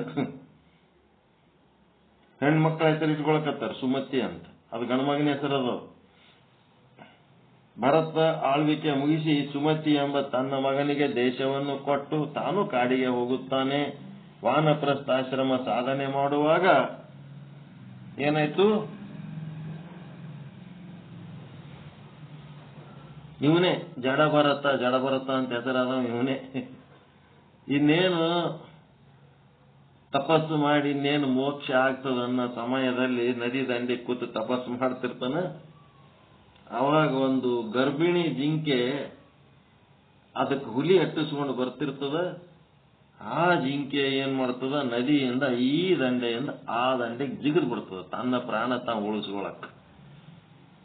ಜಿಗದಾಗ ಆ ಗರ್ಭಿಣಿ ಜಿಂಕೆಯಿಂದ ಏನಾಗ್ತದ, ಒಂದು ಮರಿ ಜಿಂಕೆ ಆ ನದಿ ಒಳಗೆ ಬಿದ್ದು ಬಿಡ್ತದ. ಅದು ಇವನ್ ನೋಡ್ಬಿಡ್ತಾನ ಭರತ. ನೋಡಿದ್ಮೇಲೆ ಅದು ಮರಿ ಜಿಂಕೆ ನೀರಾಗಿ ಬಿದ್ದು ಸಾಯ್ತದಲ್ಲ ಅಂತೇಳಿ ಹೆಂಗೋ ಹೋಗಿ ಹೊಡೆದ ಮರಿ ಜಿಂಕೆಯನ್ನು ಹಿಡ್ಕೊಂಡ್ ಬರ್ತಾನ. ಹಿಡ್ಕೊಂಡ್ ತಂದು ಅದಕ್ಕೆ ಹಾಲ ಹಣ್ಣ ಎಲ್ಲ ಕೊಟ್ಟು ಪೋಷಿಸ್ತಾನ. ಅವನ್ ಎಲ್ಲಿ ಹೋದಲ್ಲಿ ಇದು ಬರದು. ಅವನ ಜೊತೆಗೆ ಅದು ಪೂರ್ತಿ ಹಚ್ಕೊಂಡ್ಬಿಡ್ತಾನ ಅದು ಜಿಂಕೆಗೆ. ಮುಂದೆ ಇವನಿಗೆ ವಯಸ್ಸಾಗಿ ಸಾಯುವ ಸಮಯದಲ್ಲಿ ಕೊನೆ ಗಳಿಗೆಯಲ್ಲಿ ಪರಮಾತ್ಮನ ಅನುಸಂಧಾನದ ಬದಲಿ ಅವನ ತಲೆ ಒಳಗೆ ಏನ್ ಉಳಿತು, ನಾ ಸತ್ತರ ಈ ಜಿಂಕೆಯನ್ನ ಕಾಪಾಡೋರು ಯಾರು? ಅದು ಅವನಿಗೆ ಸಮಸ್ಯೆ. ಅದಕ್ಕೆ ಕೊನೆಗೆ ಒಂದು ಜಿಂಕೆ ಮರಿ ಗಂಟು ಬಿತ್ತು. ಪ್ರಾರಬ್ಧ ವಶಾತ್ ಕರ್ಮನೆ ಹಂಗಿತ್ತು, ಏನ್ ಮಾಡ್ಬೇಕು? ಹೆಂಡತಿ, ಮಕ್ಕಳು, ದೇಶ, ಕೋಶ ಎಲ್ಲ ತ್ಯಾಗ ಮಾಡಿದ್ದ. ಆದರೆ ಭರತ ನೀರಿನಲ್ಲಿ ಕೊಚ್ಚಿ ಹೋಗುವ ಜಿಂಕೆಯ ಮರಿಯ ಬಗ್ಗೆ ಕರುಣೆ ಬಂದು ಅದನ್ನು ಎತ್ತಿಕೊಂಡು ಆಶ್ರಮಕ್ಕೆ ತಂದ. ಭರತನ ಕರುಣೆಯೇ ಆತನಿಗೆ ಬಂಧನವಾಯಿತು. ನೋಡ್ರಿ, ಏನಾರ ಕರುಣೆ ತೋರಿಸಿದ್ರೆ ಅಂದ್ರೆ ಅದೇ ಬಂಧನ ಆಗ್ತದ ಒಂದೊಂದ್ ಸಾರಿ. ಆ ಜಿಂಕೆ ಮರಿ ಬಗ್ಗೆ ಕರುಣೆ ತೋರಿ ಅವನಿಗೆ ಬಂಧನ ಆಯ್ತು. ಮಕ್ಕಳನ್ನು ಎತ್ತಿಕೊಳ್ಳದ, ಮೊಮ್ಮಕ್ಕಳನ್ನು ಮುದ್ದಿಸದ, ಆಡಿಸದ ವೈರಾಗ್ಯ ಹೊಂದಿದಂತ ಭರತ ಆ ಜಿಂಕೆ ಮರಿಯನ್ನು ಹೊತ್ತುಕೊಂಡು ಅಡ್ಡಾಡುತ್ತಿದ್ದಾನೆ. ಅಂತ್ಯಕಾಲ ಪ್ರಾಣೋತ್ಕ್ರಮಣವಾಗುವಾಗ, ಪ್ರಾಣ ಹೋಗಾಗ ಜಿಂಕೆ ಮರಿಯದೇ ಧ್ಯಾನ. ಮತ್ತೇನಾಯ್ತು? ಜಿಂಕೆ ಮರಿ ಧ್ಯಾನ ಆಗಿದ್ದಕ್ಕ ಅವ ಮುಂದೆ ಜಿಂಕೆಯಾಗಿ ಹುಟ್ಟಬೇಕಾಯ್ತು. ಒಂದು ಜನ್ಮ ಜಡ ಭರತ ಜಿಂಕೆಯಾಗಿ ಹುಟ್ಟಿದ. ಎಲ್ಲೆಲ್ಲಿ ಸತ್ಸಂಗ ನಡೆದದ, ಏನೇನ್ ನಡೆದದ, ಬರೇ ಅದರಾಗೆ ಓಡಾಡ್ತಿದ್ದ. ಸಂತರ ಬಲ್ಲಿ, ಮಹಾತ್ಮರಲ್ಲಿ ಆ ಜಿಂಕೆ ಓಡಾಡ್ತಿತ್ತು. ಇದು ಹಿಂಗ್ಯಾಕ ಅಂತಂದ್ರ, ಹಿಂದೊಬ್ಬ ಭರತ ಅಂತ ಚಕ್ರವರ್ತಿ ಇದ್ದ. ಅವನು ಜಿಂಕೆ ಮರಿ ಕೊನೆಯ ಕಾಲದಲ್ಲಿ ಜಿಂಕೆ ಮರಿ ಪೋಷಣೆ ಮಾಡುವಾಗ, ನಾ ಸತ್ರ ಇದಕ್ಕೆ ಯಾರ ಗತಿ ಅಂತ ಜಿಂಕೆ ಚಿಂತೆಗೆ ಸತ್ತನ, ಅದಕ್ಕೆ ಇವ ಹಿಂಗ ಆಗ್ಯಾನ, ಇವ ಒಬ್ಬ ಸಂತವನ ಅಂತ ಹೇಳಿದ್ರು. ಅದಕ್ಕೆ ಗೀತೆ, ಭಗವದ್ಗೀತೆಯಲ್ಲಿ ಏನ್ ಹೇಳ್ತಾರೆ, ಇಡೀ ಜೀವನ ಹೇಗಿತ್ತು ಮುಖ್ಯವಲ್ಲ, ನಿಮ್ದು ಇಡೀ ಜೀವನ ಹೆಂಗಿತ್ತು ಮುಖ್ಯವಲ್ಲ, ನೀವು ಚಲೋ ಇದ್ರೋ ಕೆಟ್ಟದಿದ್ರೋ, ಆದರೆ ಅಂತ್ಯಕಾಲದಲ್ಲಿ ಯಾವ ರೀತಿ ನಡೆಯುತ್ತೇವೆ, ಅಂತ್ಯಕಾಲದಲ್ಲಿ ಪರಮಾತ್ಮನ ಸ್ಮರಣೆ ಬರಬೇಕು. ಅದು ಒಮ್ಮೆಲೆ ಬರುವುದಲ್ಲ, ಜೀವನವಿಡೀ ಮಾಡಿದ್ರೇನೆ ಅದು ಸಾಧ್ಯ. ಇಡೀ ಜೀವನವಿಡೀ ಆ ಒಂದು ಸಾಧನೆ ಮಾಡಿದ್ರೆ ಮಾತ್ರ ಸಾಧ್ಯ, ಇಲ್ಲಂತಂದ್ರ ಅದು ಬರಂಗಿಲ್ಲ. ಅದಕ್ಕ ಪರೀಕ್ಷಾದಾಗ ಒಂದೇ ಸಲ ಬರಿತೀನಿ ಅಂತಂದ್ರ ಆಗಂಗಿಲ್ಲ. ಇಡೀ ಒಂದು ವರ್ಷ ಓದ್ಬೇಕಾಗ್ತದ. ಅದು ಬುಕ್ ಓದಿ ಓದಿ ಓದಿ ತಿಳ್ಕೊಂಡು ಆ ಪುಸ್ತಕದೊಳಗಿನ ವಿಷಯವನ್ನು ಅನುಸಂಧಾನ ಮಾಡಿಕೊಂಡು ಅವನದು ಉತ್ತರ ಬರಿಬೇಕಾಗ್ತದೆ. ಒಂದೇ ಸಲ ಲಾಸ್ಟಿಗೆ ಪರೀಕ್ಷಾ ದಿವಸ ಬರಿತೀನಿ ಹೇಳ್ರಿ ಅಂದ್ರೆ ಅದು ಹಂಗೆ ಬರಂಗಿಲ್ಲ. ಅದಕ್ಕೆ ನಾವೇನಂತೀವಿ, ನಮ್ಮದು ಸ್ಪಿರಿಚುವಲ್ ಚಾನಲ್ 24 ತಾಸು ಮಾಡ್ಬೇಕು. 24 ತಾಸು ಕುಂದಿರ್ಬೇಕು. ಒಂದು ಕ್ಷಣ ಬಿಡ್ಲಾರ್ದಂಗೆ ಕೇಳ್ಕೋತಿರ್ಬೇಕು. ಯಾವಾಗ ನಿದ್ದೆ ಬರ್ತದ ನಿದ್ದೆ ಮಾಡ್ರಿ, ಹಸಿವು ಆಗ್ತದ ಊಟ ಮಾಡ್ರಿ, ಅಡಿಗೆ ಮಾಡ್ಬೇಕಾದಾಗ ಅಡಿಗೆ ಮಾಡ್ರಿ, ನಿಮ್ ಕೆಲಸ ಮುಗಿದ ಕೂಡ್ಲೇನೆ ಅಲ್ಲಿ ಬಂದು ಕುಂದಿರ್ಬೇಕು. ಇಂಥದ್ದೊಂದು ಸಾಧನೆ ಆಗ್ಬೇಕು. 24 ತಾಸು ಚಾನಲ್ ಚಾಲು ಮಾಡ್ಬೇಕಾಗಿದೆ. ಯಾವ ಕ್ಷಣ ಯಾಕಾಗಲ್ಲಕ್ಕ, ಯಾವ ಉಸಿರು ಯಾಕಾಗಲ್ಲಕ್ಕ, ಕೊನೆಯ ಉಸಿರು ಆಗ್ಬೇಕಾದ್ರೆ ನಾವು ಈ ಸತ್ಸಂಗ ಕೇಳ್ಕೊತೆ ಉಸಿರು ಬಿಡ್ಬೇಕು. ನಮ್ಮ ಸತ್ಸಂಗದ ಒಂದು ಭಾವನೆಯಲ್ಲಿ, ದೈವಿ ಭಾವ, ದಿವ್ಯ ಭಾವನೆಯಲ್ಲಿ ಇದ್ದಾಗಲೇ ನಮ್ಮ ಪ್ರಾಣೋತ್ಕ್ರಮಣ ಆಗ್ಬೇಕು. ಅದೇ ನಮ್ಮ ಗುರಿ. ಆವಾಗಲೇ ನಮಗೇನಾಗ್ತದೆ, ಪರಮಾತ್ಮನ ಅನುಸಂಧಾನ ಮಾಡಿದ್ದು ಸಾರ್ಥಕ ಆಗಿ ಅಲ್ಲಿ ಮೋಕ್ಷ ಆಗ್ತದ. ಅದಕ್ಕೆ ಭೀಷ್ಮಾಚಾರಿಗೆ ಅದು ಬರಲೇ ಇಲ್ಲ. ಭೀಷ್ಮಾಚಾರಿಗೆ ಬರಲೇ ಇಲ್ಲ. ಸಾಕಷ್ಟು ಕೃಷ್ಣನ ಸ್ತೋತ್ರ ಮಾಡಿದ್ದರೂ, ಶರಶಯ್ಯೆಯ ಮೇಲೆ ಮಲಗಿ ಧ್ಯಾನ ಮಾಡುತ್ತಿದ್ದರೂ ಪ್ರಾಣೋತ್ಕ್ರಮಣ ಕಾಲದಲ್ಲಿ ಪರಮಾತ್ಮನ ಚಿಂತನೆ ಬರಲೇ ಇಲ್ಲ. ತನ್ನ ಮೂಲ ರೂಪ ಚಿಂತನೆಯಲ್ಲಿಯೇ ಮುಖ್ಯವಾಯಿತು. ತನ್ನ ಮೂಲ ರೂಪ ಚಿಂತನೆಯೇ ಮುಖ್ಯ. ಮತ್ತೆ ಏನಾದ, ವಸುವಾಗಿಯೇ ಸೇರಿಕೊಂಡರು. ವಿಷ್ಣುವಿನ ಮಾಯೆ ಮನಸ್ಸು ಬಹಿರ್ಮುಖ ಮಾಡಿಬಿಡುತ್ತದೆ. ವಿಷ್ಣುವಿನ ಮಾಯೆ ಏನ್ ಮಾಡ್ತದ, ಮನಸ್ಸು ಬಹಿರ್ಮುಖ ಆಗ್ತದೆ. ಆ ಒಂದು ಭೀಷ್ಮಾಚಾರಿಗೆ ಅಂಥದೊಂದು ಸ್ಮರಣೆ ಕೊನೆಯ ಗಳಿಗೆಯಲ್ಲಿ ಅದು ಬರಲೇ ಇಲ್ಲ. ಬರೇ ತನ್ನ ಚಿಂತನೆ ಒಳಗೆ ತಾನು ಇದ್ದ. ಹೀಗಾಗಿ ವಿಷ್ಣುವಿನ ಮಾಯೆ ಏನ್ ಮಾಡ್ತದ, ಮನಸ್ಸನ್ನು ಬಹಿರ್ಮುಖ ಮಾಡಿಬಿಡುತ್ತದೆ. ಭರತನಿಗೂ ಹಾಗೆಯೇ ಆಯಿತು.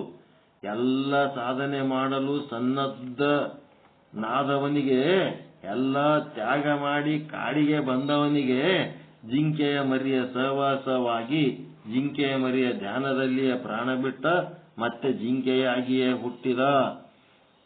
ಆದಿಯಲ್ಲಿ ಭರತ, ಮೊದಲ ಭರತ ಇದ್ದ. ಈಗೇನಾದ, ಮಧ್ಯದಲ್ಲಿ ಜಿಂಕೆ, ಮುಂದ ಹುಟ್ಟಿದ್ಮೇಲೆ ಜಡ ಭರತ. ಹಿಂಗಾಗ್ಬಿಟ್ಟ 3 ಭಾಗ. ಮೊದಲು ಭರತ ಜಿಂಕೆಯಾಗಿ ಹುಟ್ಟಿ, ಮುಂದೆ ಏನಾದ ಜಡ ಭರತ ಅಂತ ಅನ್ಕೊಂಡ. ಭರತ ಜಡ ಭರತ, ಮಧ್ಯದಲ್ಲಿ ಜಿಂಕೆ. ಜಿಂಕೆ ಮಾಡಿದ ಸತ್ಕರ್ಮ ಎಲ್ಲೂ ಹೋಗಲ್ಲ. ಅದೇನಾಗ್ತದ, ಮಾಡಿದ ಸತ್ಕರ್ಮ, ಭಕ್ತಿ, ಜ್ಞಾನ, ವೈರಾಗ್ಯ ಇದೇನ್ ಮಾಡಿರ್ತೀವಿ ಇದು ಎಲ್ಲಿ ಹೋಗಂಗಿಲ್ಲ. ಇದು ಒಂದು ಪರಮಾಣುವಿನಷ್ಟು ಸತ್ಕರ್ಮ ಮಾಡಿದರೂ ದೇವರು ಅದನ್ನು ಮನಸ್ಸಿನಲ್ಲಿಟ್ಟುಕೊಂಡು ಫಲ ಕೊಡುತ್ತಾನೆ. ಜಿಂಕೆಯಾಗಿ ಹುಟ್ಟಿದ್ರೂ ಕೂಡ ಭರತನಲ್ಲಿ ಆತ ಹಿಂದಿನ ಜನ್ಮಗಳಲ್ಲಿ ಮಾಡಿದ ಸಂಸ್ಕಾರಗಳ ಸ್ಮೃತಿ ಇತ್ತು. ಆ ಸ್ಮೃತಿಯೇ ಸತ್ಕರ್ಮಗಳ ಫಲ. ತಾನು ಮೋಕ್ಷಕ್ಕೆ ಸಮೀಪವಾಗಿದ್ರೂ ಜಿಂಕೆಯಾಗಿ ಯಾಕೆ ಹುಟ್ಟಬೇಕಾಯಿತು ಎಂಬ ಜ್ಞಾನ ಅವನಿಗಿತ್ತು. ನಾನು ಸದಾ ತಪಸ್ಸು ಮಾಡಿ ಎಲ್ಲ ಮೋಕ್ಷಕ್ಕೆ ಸಮೀಪ ಇದ್ದೀನಿ ಅಂತ ಗೊತ್ತಿದ್ದಾಗೂ ಸಹಿತ ನನಗೆ ಯಾಕೆ ಈ ಜಿಂಕೆ ಜನ್ಮ ಬತ್ತು ಅನ್ನೋದು, ಅದರ ಬಗ್ಗೆ ಅರಿವು ಆ ಜಿಂಕೆಗೆ ಇತ್ತು. ಅದು ಇತ್ತು. ಆದ್ದರಿಂದ ಏನ್ ಮಾಡ್ದವ, ಯಾರ್ದು ಸಹವಾಸ ಮಾಡ್ಲಿಲ್ಲ ನಾವು. ಜಿಂಕೆ ಸಹವಾಸ ಮಾಡಿ ಒಂದು ಜಿಂಕೆಗೆ ಬಂದೆ, ಮತ್ತೆ ಇನ್ನೊಂದು ಅದರದರ ಸಹವಾಸ ಮಾಡಿದ್ರೆ ಅದು ಒಂಟಿಯಾಗಿರ್ತಿತ್ತು. ಎಲ್ಲ ಜಿಂಕೆಗಳು ಹಿಂಡಾಗಿರ್ತಿದ್ದು, ಆ ಜಿಂಕೆ ಮಾತ್ರ ಒಂಟಿಯಾಗಿರ್ತಿತ್ತು. ಯಾರ್ದು ಸಹವಾಸ ಮಾಡಲಿಲ್ಲ. ಮತ್ತೇನ್ ಮಾಡ್ತು, ಮಾತಾಡಿ ಹೈರಾಣಾಗೋದು ಬೇಡ, ಮತ್ತೆ ಯಾವ ಮಾತಿನಾಗ ಏನ್ ಕರ್ಮ ಬರ್ತದೋ ಏನಂತೇಳಿ ಮಾತೆಲ್ಲ ಕಡಿಮೆ ಮಾಡ್ಕೊಂಡ್ಬಿಡ್ತದೆ. ಸೌಂಡೇ ಇಲ್ಲ, ಅದು ನಿಶ್ಶಬ್ದವಾಗಿಬಿಡ್ತು. ಮೋಕ್ಷ ಆಗ್ಬೇಕಾದ್ರೆ ಇವೆಲ್ಲ ಆಗ್ಬೇಕು. ನಾವು ಎಲ್ಲರದು ಸಹವಾಸ ಬಿಟ್ಟು ಬಿಡ್ಬೇಕು. ನಾ ಸತ್ ಮೇಲೆ ನಾನು ಹೆಣ್ತೀನಿ ಹೆಂಗ್ ನೋಡ್ತಾರೋ ಏನೋ ಮಕ್ಕಳು ಸಸ್ತೇರು, ಅಥವಾ ನಾ ಸತ್ ಮೇಲೆ ನನ್ನ ಗಂಡನ ಇವ್ರು ಹೆಂಗ್ ನೋಡ್ತಾರೋ ಏನೋ, ಹಂಗಾರೆ ನೋಡಲ್ಲ. ನಿಮ್ಗೇನ್ ಮಾಡೋದ, ನೀವಿರತ್ತಾನೆ ಚಂದ ನೋಡ್ಕೊಂಡು ಹೋಗ್ಬಿಡೋದು. ಮುಂದೆ ಅವ್ರನ್ನ ನೀವೇನ್ ಮಾಡಕತ್ತ, ಯಾರೇನ್ ಮಾಡ್ಲಕತ್ತ? ಎಲ್ಲ ಏನಾರ ಒಂದ್ ಇಂಥ ತಲೆಗೆ ಇಟ್ಕೊಳಕ್ ಹೋಗ್ಬಾರ್ದು. ಒಟ್ಟ ತಲೆಗೇನು ಇಟ್ಕೊಳಕ್ ಹೋಗ್ಬಾರ್ದು. ಮಾತು ತುಂಬಾ ಕಡಿಮೆ. ಮತ್ತೆ ಊಟ ವ್ಯವಹಾರ ಎಲ್ಲ ಕಡಿಮೆ. ಏನ್ ಬದುಕದ್ರ ಸಲುವಾಗಿ ಏನ್ ಬೇಕೋ ಅಷ್ಟು ಮಾಡೋದಷ್ಟೇ, ಹೆಚ್ಚು ಏನು ಮಾಡ್ಲಾರ್ದಂಗೆಲ್ಲ. ಮತ್ತೆ ನಿರ್ಲಿಪ್ತನಾಗಿ ಹೆಂಗಪ್ಪ, ಹುಚ್ಚನಂತೆ ಮೂಕನಂತೆ ಅವಧೂತನಾಗಿ ಇತ್ತ. ಅದಕ್ಕೂ ಅಂಟುಕೊಳ್ಳಾರ್ದಂಗೆ ಇದ್ದು ಬಿಟ್ಟ ಜಿಂಕೆ ಜನ್ಮದಾಗ. ಮತ್ತೇನ್ ಮಾಡದ ಜಿಂಕೆ, ಜೀವನವಿಡೀ ಸಜ್ಜನರ ಸಂಘದಲ್ಲಿದ್ದು ಸತ್ಸಂಗಗಳಲ್ಲಿ ಭಾಗವಹಿಸುತ್ತಾ ಕೊನೆಗೆ ಗಂಡಕಿ ನದಿ ತೀರಕ್ಕೆ ಹೋಗಿ ಸಾಲಿಗ್ರಾಮ ಕ್ಷೇತ್ರಕ್ಕೆ ಹೋಗಿ ಪ್ರಾಣ ಬಿಟ್ಟಿತಂತೆ. ಗಂಡಕಿ ನದಿ ಹತ್ರ ಹೋಗಿ ಅಲ್ಲಿ ಸಾಲಿಗ್ರಾಮ ಅನ್ನೋ ಕ್ಷೇತ್ರದಾಗ ಪ್ರಾಣ ಬಿಡ್ತ. ಜಡಭರತನ ಕಥೆ ಇದು. ಆಮೇಲೆ ಏನಾದ, ಅಂಗೀರಸ ಗೋತ್ರದ ಬ್ರಾಹ್ಮಣ ಕುಮಾರನಾಗಿ ಜನ್ಮ ತಾಳೆ. ಜಡಭರತ ಹೋಗಿ ಏನಾದ,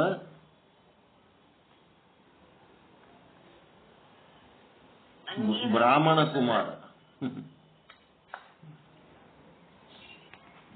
ಕುಮಾರ ಅಂಗೀರಸ ಗೋತ್ರದವ ತಾಳಿದ. ಬ್ರಾಹ್ಮಣ ಕುಮಾರನಾಗಿ ಜನ್ಮ ತಾಳಿದ.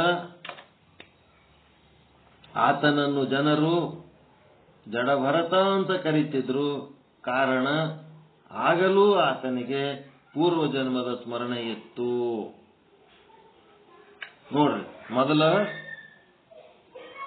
ಭರತ, ಮಧ್ಯದಲ್ಲಿ ಜಿಂಕೆ, ಈಗ ಬ್ರಾಹ್ಮಣ ಕುಮಾರನಾದರೂ ಸಹಿತ ಅವನು ಜಡಭರತ ಅನಿಸ್ಕೊತಿದ್ದ. ಕಾರಣ, ಆಗಲೂ ಆತನಿಗೆ ಪೂರ್ವ ಜನ್ಮದ ಸ್ಮರಣೆ ಇತ್ತು. ಆದಿಭರತ ಋಷಭದೇವ ಜಯಂತಿಯರ ಮಗ ಜಿಂಕೆ, ಈ ಮೂರನೇದೇನು ಅಂಗೀರಸ ಜಡಭರತ ಆಗಿಬಿಟ್ಟಾಯ್ತು. ಮತ್ತೆ ಮನುಷ್ಯ ಜನ್ಮಕ್ಕೆ ಬಂದನೇಗ ಜಿಂಕೆ ಮುಗಿದ್ಮೇಲೆ. ಆದ್ರೆ ನೀ ಜಡಭರತನೇ ಅಂತಿದ್ರು. ಜಡಭರತ ಅಂತ ಜನರು ಕರೆದಿದ್ದ ಕಾರಣ ಆತ ಜಡವಸ್ತುವಿನ ಹಾಗೆ ಇದ್ದ.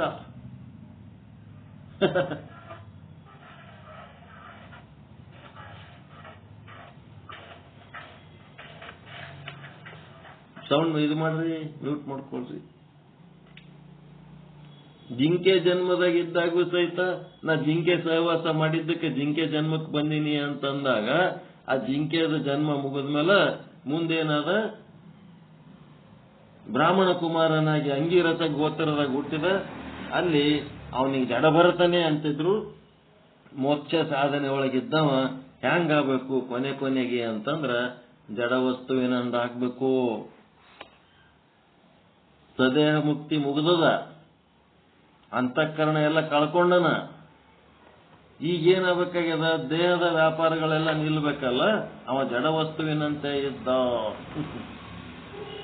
ವಿಧೇಯ ಮುಕ್ತಿ ಆಗ್ಬೇಕಲ್ಲ, ಅದಕ್ಕೆ ಜಡಭರತ ಅಂತ ಕರೆದಿದ್ದರು. ಕಾರಣ ಆತ ಜಡ ವಸ್ತುವಿನಂತೆ ಇದ್ದ. ಕಿವಿಗಳು ಕೇಳಿಸುತ್ತಿದ್ದರೂ ಹೆಂಗಿದ್ದ? ಕಿವುಡನಂತಿದ್ದ.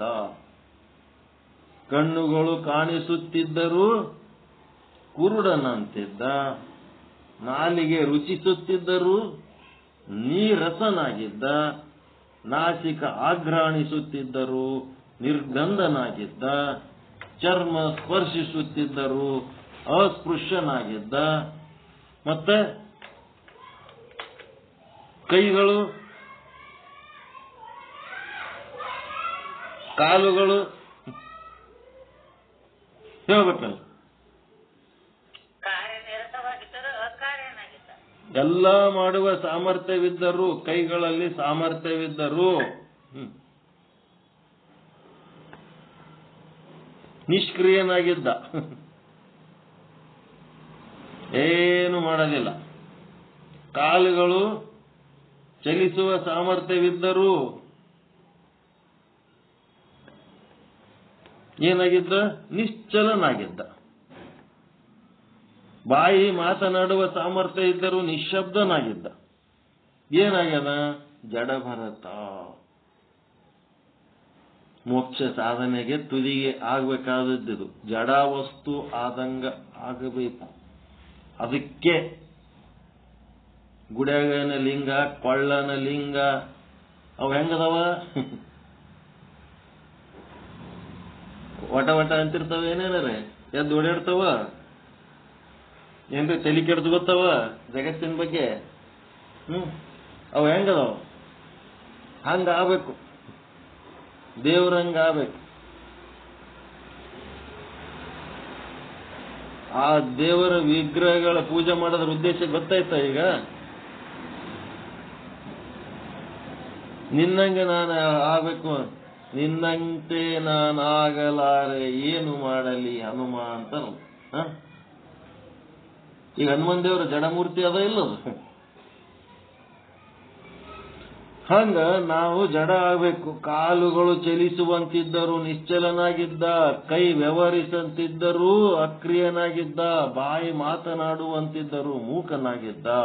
ಮನಸ್ಸು ಬಯಸುವಂತಿದ್ದರೂ ನಿರಾಶನಾಗಿದ್ದ. ಆಹಾರ ಪಾನೀಯ ಸ್ವೀಕಾರ ನಿದ್ರೆ ನಿತ್ಯ ಕರ್ಮಗಳನ್ನು ಯಾವಾಗ ಪೂರೈಸಿಕೊಳ್ಳುತ್ತಿದ್ದನೋ ಯಾರೂ ಕಂಡಿರಲಿಲ್ಲ. ಅವ ಯಾವಾಗ ಉಣ್ತಾನಂತೆ ಗೊತ್ತಿಲ್ಲ, ಯಾವಾಗ ನೀರು ಕುಡಿತಾನಂತೆ ಗೊತ್ತಿಲ್ಲ. ಎಲ್ಲ ಸೂಕ್ಷ್ಮಾತಿ ಸೂಕ್ಷ್ಮ, ಸೂಕ್ಷ್ಮಾತಿ ಸೂಕ್ಷ್ಮ. ಮೋಕ್ಷ ಸಾಧನೆ ಮಾಡೋರು ಹೆಂಗಿರ್ಬೇಕು? ಅಡಿಗೆ ಮಾಡ್ಲ, ಏನ್ ಮಾಡ್ಲಿ, ಊಟ ಮಾಡಿದ್ರೆ ಆಯ್ತು, ನೀರು ಕುಡಿತೀನಿ, ಅದಕ್ಕೆ ಓದ್ತೀನಿ, ಇದಕ್ಕೆ ಓದ್ತೀನಿ, ಅದು ಮಾಡ್ತೀನಿ. ಅವೇ ದೊಡ್ಡ ಪ್ರೋಗ್ರಾಮ್ಗಳು. ಅವೆಲ್ಲ ಸೂಕ್ಷ್ಮ ಆಗ್ಬೇಕು. ಅವು ಸ್ಥೂಲ ಅದು ಅಂತಂದ್ರೆ ಏನು ಸಾಧನೆ ಮಾಡ್ಲಿಕ್ಕಾಗಂಗಿಲ್ಲ. ನಮ್ಮ ನಿತ್ಯ ಜೀವನದ ಕೆಲಸಗಳೇ ಭಾರಿ ದೊಡ್ಡ ಪ್ರೋಗ್ರಾಮ್ ಮಾಡ್ಕೊಂಡು ಕೂತ್ಬಿಟ್ಟಿವಿ. ಅವೆಲ್ಲ ಸೂಕ್ಷ್ಮ.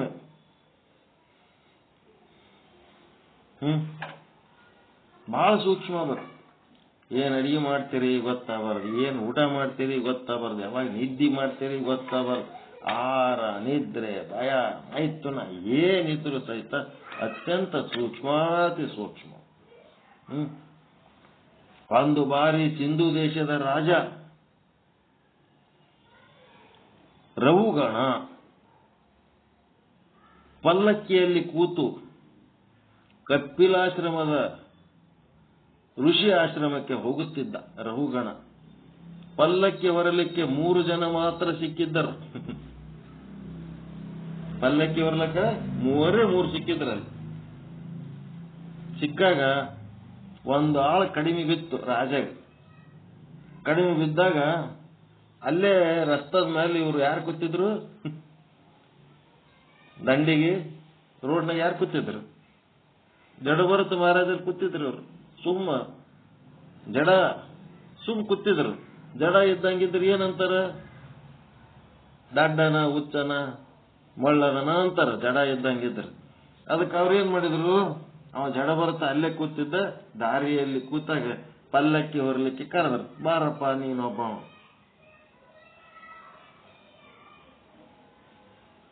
ಏನ್ ಮಾಡ್ಬೇಕೀಗ?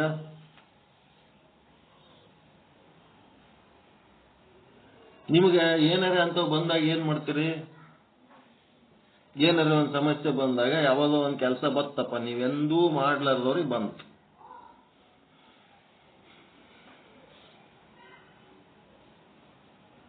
ಏನ್ ಮಾಡ್ತೀರ? ಅವಾಗ ಮಾಡ್ತೀರಾ ಬಿಡ್ತೀರ?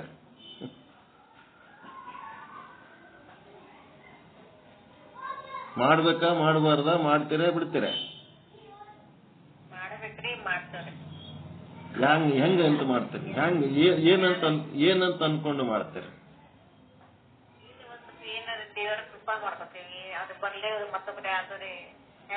ಪ್ರಾರಬ್ಧ ಕರ್ಮ ಅಂತ ಮಾಡ್ಬೇಕು. ನನ್ನ ಪ್ರಾರಬ್ಧದಾಗ ಈಗ ಈ ಕೆಲಸ ಮಾಡೋದು ಬಂದದ್ದು ಮಾಡ್ಬೇಕು ಅಷ್ಟೇ.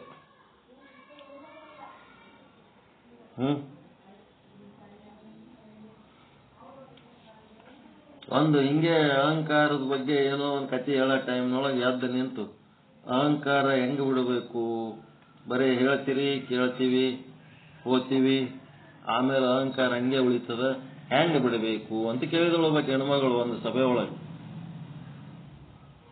ಅವಾಗ ನಾವೇನಂದೆವು, ಹೇಳೋದು ಕೇಳೋದು ಮೀರಿದ್ದಕ್ಕೆ ಒಂದು ಏನಾರ ಕೆಲಸ ಮಾಡಿದ್ರೆ ಓದ್ತದ ನೋಡು, ಏನ್ ಮಾಡಬೇಕು ಅಂತ. ಅಲ್ಲಿ ಊಟ ಮಾಡ್ಲಕತ್ತಾರ, ತಟ್ಟೆಗಳು ಎಲ್ಲಿ ಬೇಕಲ್ಲಿ ಬಿಸಾಕ್ಯಾರ. ಊಟ ಮಾಡಿದ ತಟ್ಟೆಗಳು ಅವೆಲ್ಲ ತಟ್ಟೆ ಜಮಾಯಿಸಿ ಒಂದ್ ಕಡೆ ಇಟ್ಟು ಸ್ವಚ್ಛ ತೊಳೆದು ಕೊಡು ಮುಂದೆ ಉಣವ್ರಿಗೆ. ಅವಾಗ ನೋಡಿ ಹೆಂಗಿರ್ತದ ನಿನ್ನ ಅಹಂಕಾರ ಅಂದಿದ್ದೆ ನಾನು. ತಪ್ಪೇನ್ರಿ? ನಿನ್ನ ಅಹಂಕಾರದ ನೋಡ್ ಹೆಂಗಿರ್ತದ ಅವಾಗ. ಒಂದಿಷ್ಟ ಅಲ್ಲಿ ಹೋಗಿ ಮುಸ್ರಿ ತಿಕ್ಕ ಅಂತ ಹೇಳಿದ್ದೆ ಅಂತಂದ್ರು. ನಮ್ಮ ಮನೆಯೊಳಗೆ ನಾ ಮುಸ್ರಿ ತಿಕ್ಕಿಲ್ಲ, ದೊಡ್ಡ ಆಫೀಸರ್ ಹೆಣ್ತಿ ಅದೀನಿ ನಾನು. ನಮ್ಮ ಮನೆಯವರಿಗೆ ಒಂದು ಚೇಂಬರ್ ಒಬ್ಬರೇ ಆಫೀಸರ್ ಕೂತು ಕೆಲಸ ಮಾಡ್ಯಾರ. ಅವ್ರ ಬಳಿ ಹೋಗ್ಬೇಕಾದ್ರ ಅಪಾಯಿಂಟ್ಮೆಂಟ್ ತಗೊಂಡು ಹೋಗ್ಬೇಕಂತ ಅಧಿಕಾರಿ ಹೆಣ್ತಿ ನಾನು. ನಾನು ಹೆಂಗ್ ಮುಸ್ರಿ ತಿಕ್ಲಕ್ ಈ ಮಾತು ಅನ್ಬಾರ್ದಿತ್ತು, ನೀ ನಮಗ್ ಮುಸ್ರಿ ತಿಕ್ಕತ್ ಅನ್ಬಾರ್ದಿತ್ತು ನೀ. ಬರದೆ ಬಿಟ್ರೆ ಅವ್ರು ಸತ್ಸಂಗಕ್ಕೆ ಮುಂದ ಡಿಸ್ಕಂಟಿನ್ಯೂ.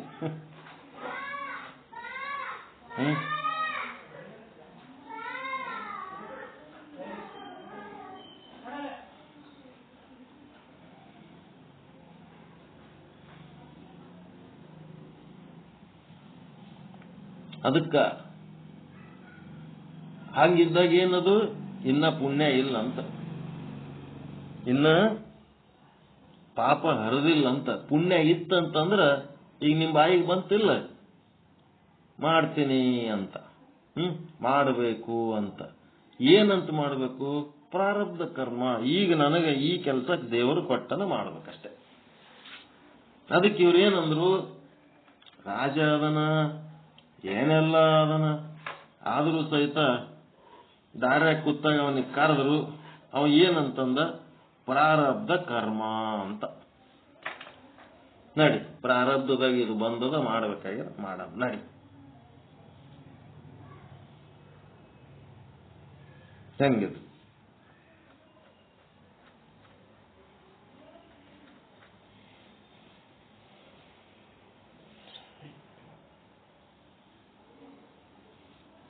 ಏನಾರ ಸಮಾಜದಾಗ ಏನಾರ ಅವಶ್ಯಕತೆಗಳು ಬಿದ್ದಾಗ, ಅಲ್ಲಿ ಅತ್ಯಂತ ಅವಶ್ಯಕತೆ ನಮ್ದು ಇತ್ತಂತಂದ್ರೆ ಅವಾಗ ನಾವೇನ್ ಮಾಡ್ಬೇಕು? ಮಾಡ್ಲಿಕ್ಕೆ ತಯಾರಾಗಿರ್ಬೇಕು.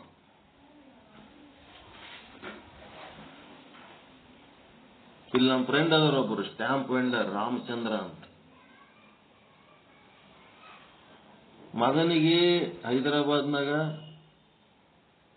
ಕಿಡ್ನಿ ಸಮಸ್ಯೆ, ಡಾಕ್ಟರ್ ಹೇಳ್ಯಾರ ಅರ್ಜೆಂಟ್ ಒಂದು ಯಾವ್ದು ಔಷಧ ಬೇಕಾಗ್ಯದ, ಅದು ಅಲ್ಲಿ ಸಿಕ್ಕಿಲ್ಲ, ಬೆಂಗಳೂರ್ಲಿಂದ ತರಿಸ್ಬಿಟ್ಟಾರ. ಒಯ್ದು ಕೊಡ್ಬೇಕಾದ್ರ ಇಲ್ಲಿ ಸುಮಾರು ಒಂದು 3 ಕೋಟಿ ರೂಪಾಯಿದ ವ್ಯವಹಾರ, ಸಬ್ ರಿಜಿಸ್ಟರ್ ಆಫೀಸ್ನಾಗ ರಿಜಿಸ್ಟ್ರೇಷನ್, ಅವ್ರಿಗೆ ಕರಿಬೇಕು, ಇವ್ರಿಗೆ ಕರಿಬೇಕು, ಬಿಜಿ. ಬೆಳತನ ಪೇಪರ್ ತಯಾರು ಮಾಡ್ಕೋಬೇಕು. ಸ್ವಾಮಿ ಹಿಂಗದ, ಏನ್ ಮಾಡಬೇಕು? ಅವ್ರ ಮಗಳು ನಮ್ಮ ಮಗಳು ಕ್ಲಾಸ್ಮೇಟ್ಸ್, ಏನ್ ಮಾಡಬೇಕು ತಿಳಿತಾ ಇಲ್ಲ. ಯಾರಿಗೆ ಕಳಿಸ್ಬೇಕು ತಿಳಿತಾ ಇಲ್ಲ. ನಾನು ವಿಚಾರ ಮಾಡಿದೆ, ಹೈದರಾಬಾದ್ಗೆ ಹೋಗೋರು ಬರೋರು ಯಾರ್ಯಾರು ಒಂದು 4-5 ಮಂದಿಗೆ ಫೋನ್ ಮಾಡಿದ್ರೆ ಒಬ್ಬರು ಅನುಕೂಲ ಆಗಲಿಲ್ಲ. ಮತ್ತಿನ್ನೇನು ಮಾಡೋದು? ಸೀದಾ ಬ್ಯಾಗ್ ಬಾಗಿಲಿಗೆ ಹಾಕೊಂಡೆ, ಕೊಡು ಅದೇನದ ಔಷಧ, ನಡಿ ಹೈದರಾಬಾದ್ಗೆ ಹೋಗ್ತೀನಿ ಅಂತೇಳಿ ತಯಾರಾಗಿ, ನೀವೇ ಬಂದ್ರೆ ಹೆಂಗ್ರಿ, ನಿಮ್ಮ ಡ್ಯೂಟಿ ಕ್ಲಾಸು ಅವೆಲ್ಲ ಬಿಟ್ಟು ಇರಲಿ. ಅವನ ಆರೋಗ್ಯ ಮುಖ್ಯ, ಅವನ ಹೆಲ್ತ್ ಮುಖ್ಯ. ನಮ್ಮ ಏರಿಯಾದಾಗೆ ಅವನು ಭಾಳ ದೊಡ್ಡ ಪ್ಯಾಕೇಜಿಂದು ವ್ಯಕ್ತಿ, ಸಾಫ್ಟ್ವೇರ್ ಇಂಜಿನಿಯರ್, IITದಾಗ ಓದಿ ಭಾಳ ದೊಡ್ಡ ಶಾಣೆ ಪ್ರತಿಭಾವಂತ ಹುಡುಗ. ಅವ ಅಲ್ಲಿ ತ್ರಾಸ ಮಾಡ್ಕೊಳಕತ್ತಾನ ಅಂತಂದ್ರೆ ನಾನು ಹೆಂಗೆ ಸುಮ್ಮಿರ್ಲಕ್ಕಾಗ್ತದ? ಅವನು ನನ್ನ ಮಗನೇ ಅದಾನ, ಓದ್ತೀನಿ ನಡಿ ಅಂತ ಹೇಳ್ತೆ ಹೋಗಿ ಕೊಟ್ಟು ಬಂದು.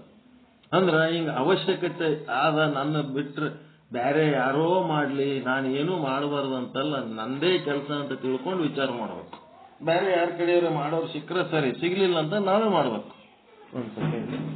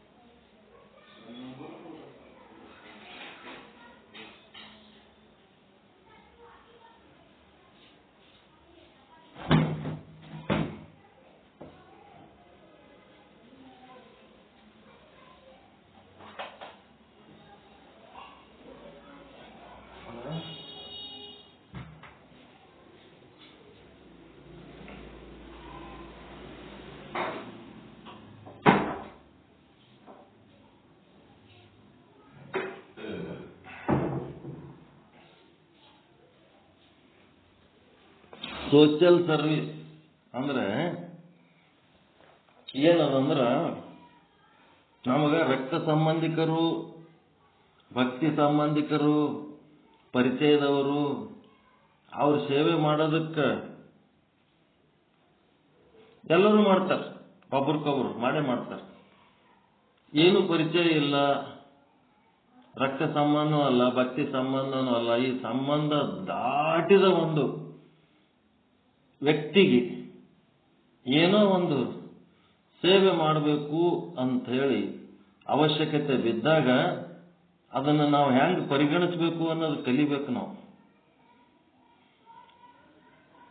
ಹೆಂಗೆ ಪರಿಗಣಿಸ್ಬೇಕದು?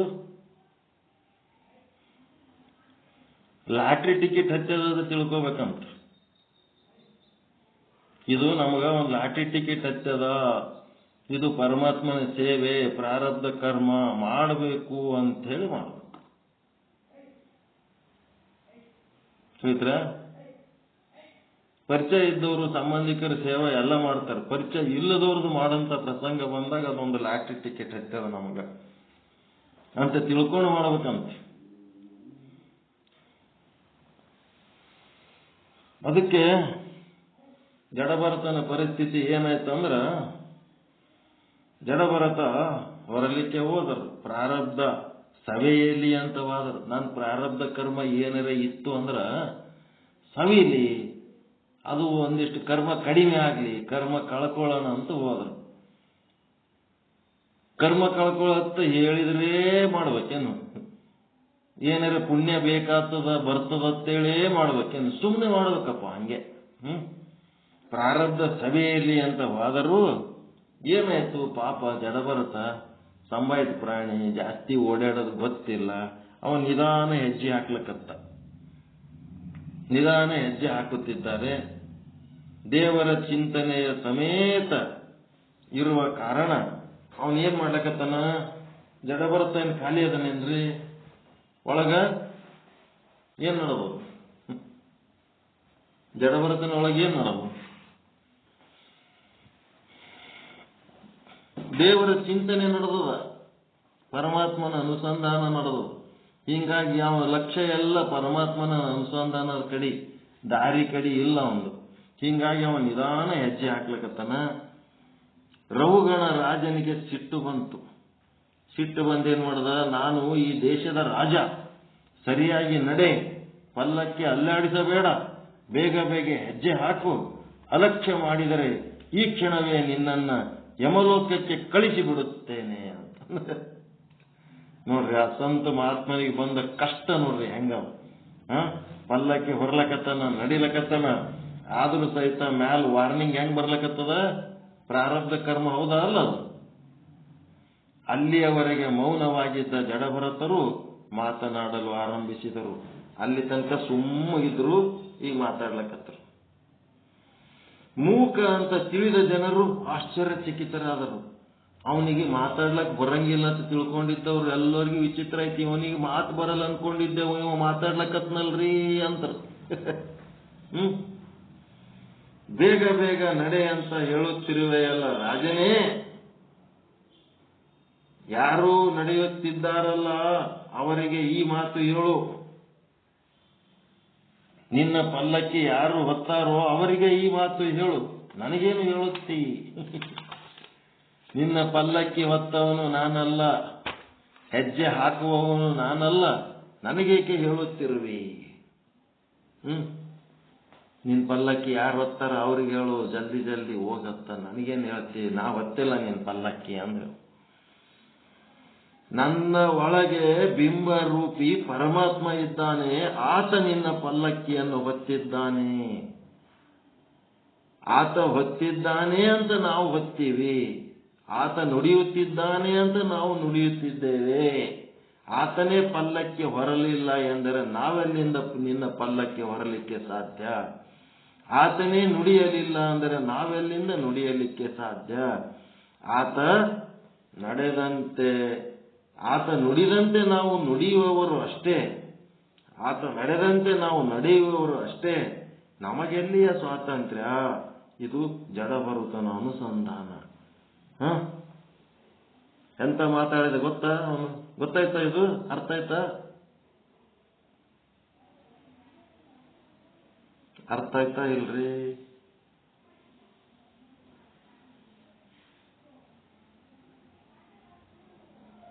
ಯಾರು ಅದಿರ ಇಲ್ಲ ಕೇಳಕತ್ತೀರ? ಏನ್ ಬಿಟ್ಟು ಹೋಗಿರ?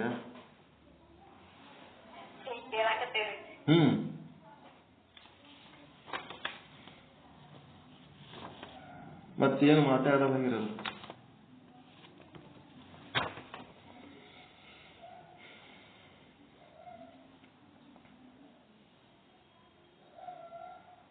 ಏನಾಯ್ತು ಹೇಳ್ರಿ ಪ್ರಸಂಗ? ಏನ್ ಕೇಳಿರಿ ಹೇಳ್ರಿ.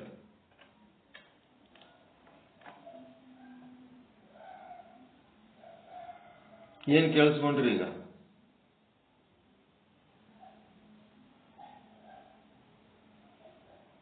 ಈಗೇನ್ ಹೇಳಕತ್ತದ, ಇದ್ರೊಳಗೆ ಏನ್ ಅರ್ಥ ಮಾಡ್ಕೊಂಡ್ರಿ? ಏನ್ ಹೇಳಿವಿ? ಏನ್ ಕೇಳ್ಕೊಂಡ್ರಿ ಹೇಳ್ರಿ. ಯಾವುದೇ ಒಂದು ಕೆಲಸ ಮಾಡ್ಬೇಕಾದ್ರೆ ನಮ್ ಪ್ರಾರಬ್ಧ ಕರ್ಮ ಅಂತ ತಿಳ್ಕೊಂಡು ಮಾಡಿದ್ರ ಒಳ್ಳೇದು ಅಂತ. ಅದೇ ಏನಾಯ್ತು ಈಗ? ಅಲ್ಲಿ ಏನ್ ಪ್ರಸಂಗ ಏನ್ ನಡೆದದ?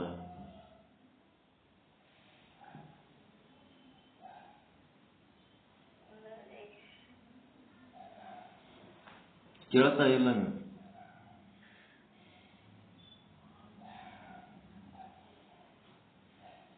ಜಡಭರತನ ಏನ್ ಪ್ರಸಂಗ ನಡೆದದ ಈಗ? ಏನ್ ಕೇಳ್ಕೊಂಡ್ರಿ?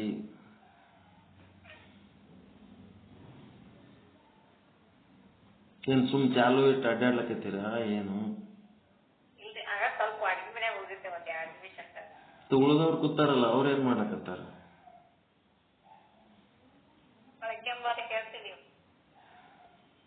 ಇಲ್ಲ ಅವ್ರು ಹೋಗಿದ್ದೆ ಮತ್ ಬಂದೆ.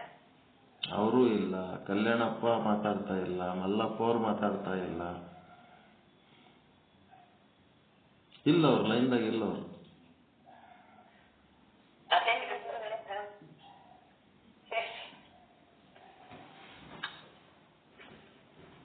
ಮತ್ ಮಾತಾಡಿ ಒಬ್ರೆ ಈಗ ಏನ್ ಹೇಳಿದ್ರೆ ಹೇಳ್ರಿ.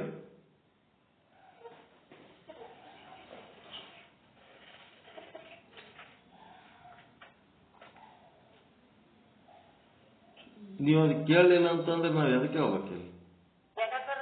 ಜನವಸ್ತುವಿನಂತೆ ಆಗಿದ್ದ ಬಾಯಿ ಮಾತನಾಡಕ ಮಾಡ್ತಿದ್ರು ಮೂಕನಾಗಿದ್ದ, ಕಿವಿ ಶಬ್ದ ಗ್ರಹಣ ಮಾಡ್ತಿದ್ರು ಕಿವುಡಾಗಿದ್ದ, ಮನಸ್ಸು ಬಯಸ್ತಿದ್ರು ಕೂಡ ನಿರೀಕ್ಷೆಯಾಗಿದ್ದ. ಹಿಂಗ ಅವನು ಈ ಒಂದು ಸ್ಥಿತಿಯೊಳಗ ಇದ್ದ. ಮುಂದೇನಾಯ್ತು?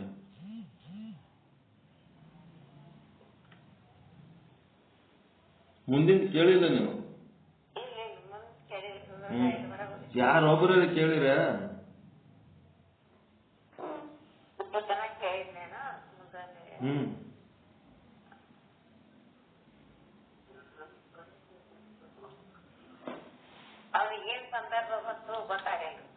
ಕೇಳಿದ್ರೆ ಗೊತ್ತಾಗ್ತ. ನೀವು ಕೇಳಿಸ್ಕೊಂಡಿಲ್ಲ. ಕಲ್ಯಾಣಪ್ಪನು ಚಾಲು ಇಟ್ಟಾರ, ಮಲ್ಲಪ್ಪ ಹುಲ್ಲೂರು ಚಾಲು ಇಟ್ಟಾರ, ಅವ್ರಿಬ್ರು ಇಲ್ಲ ಅಲ್ಲಿ.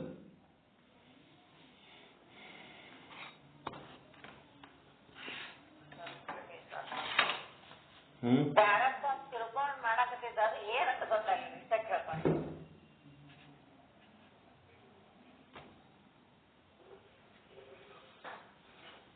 ಆಯ್ತು, ಮುಗಿಸ್ಬಿಡ್ರಿ ಪಾಠ, ಸಾಕು, ಮುಗೀತು ಆಯ್ತು.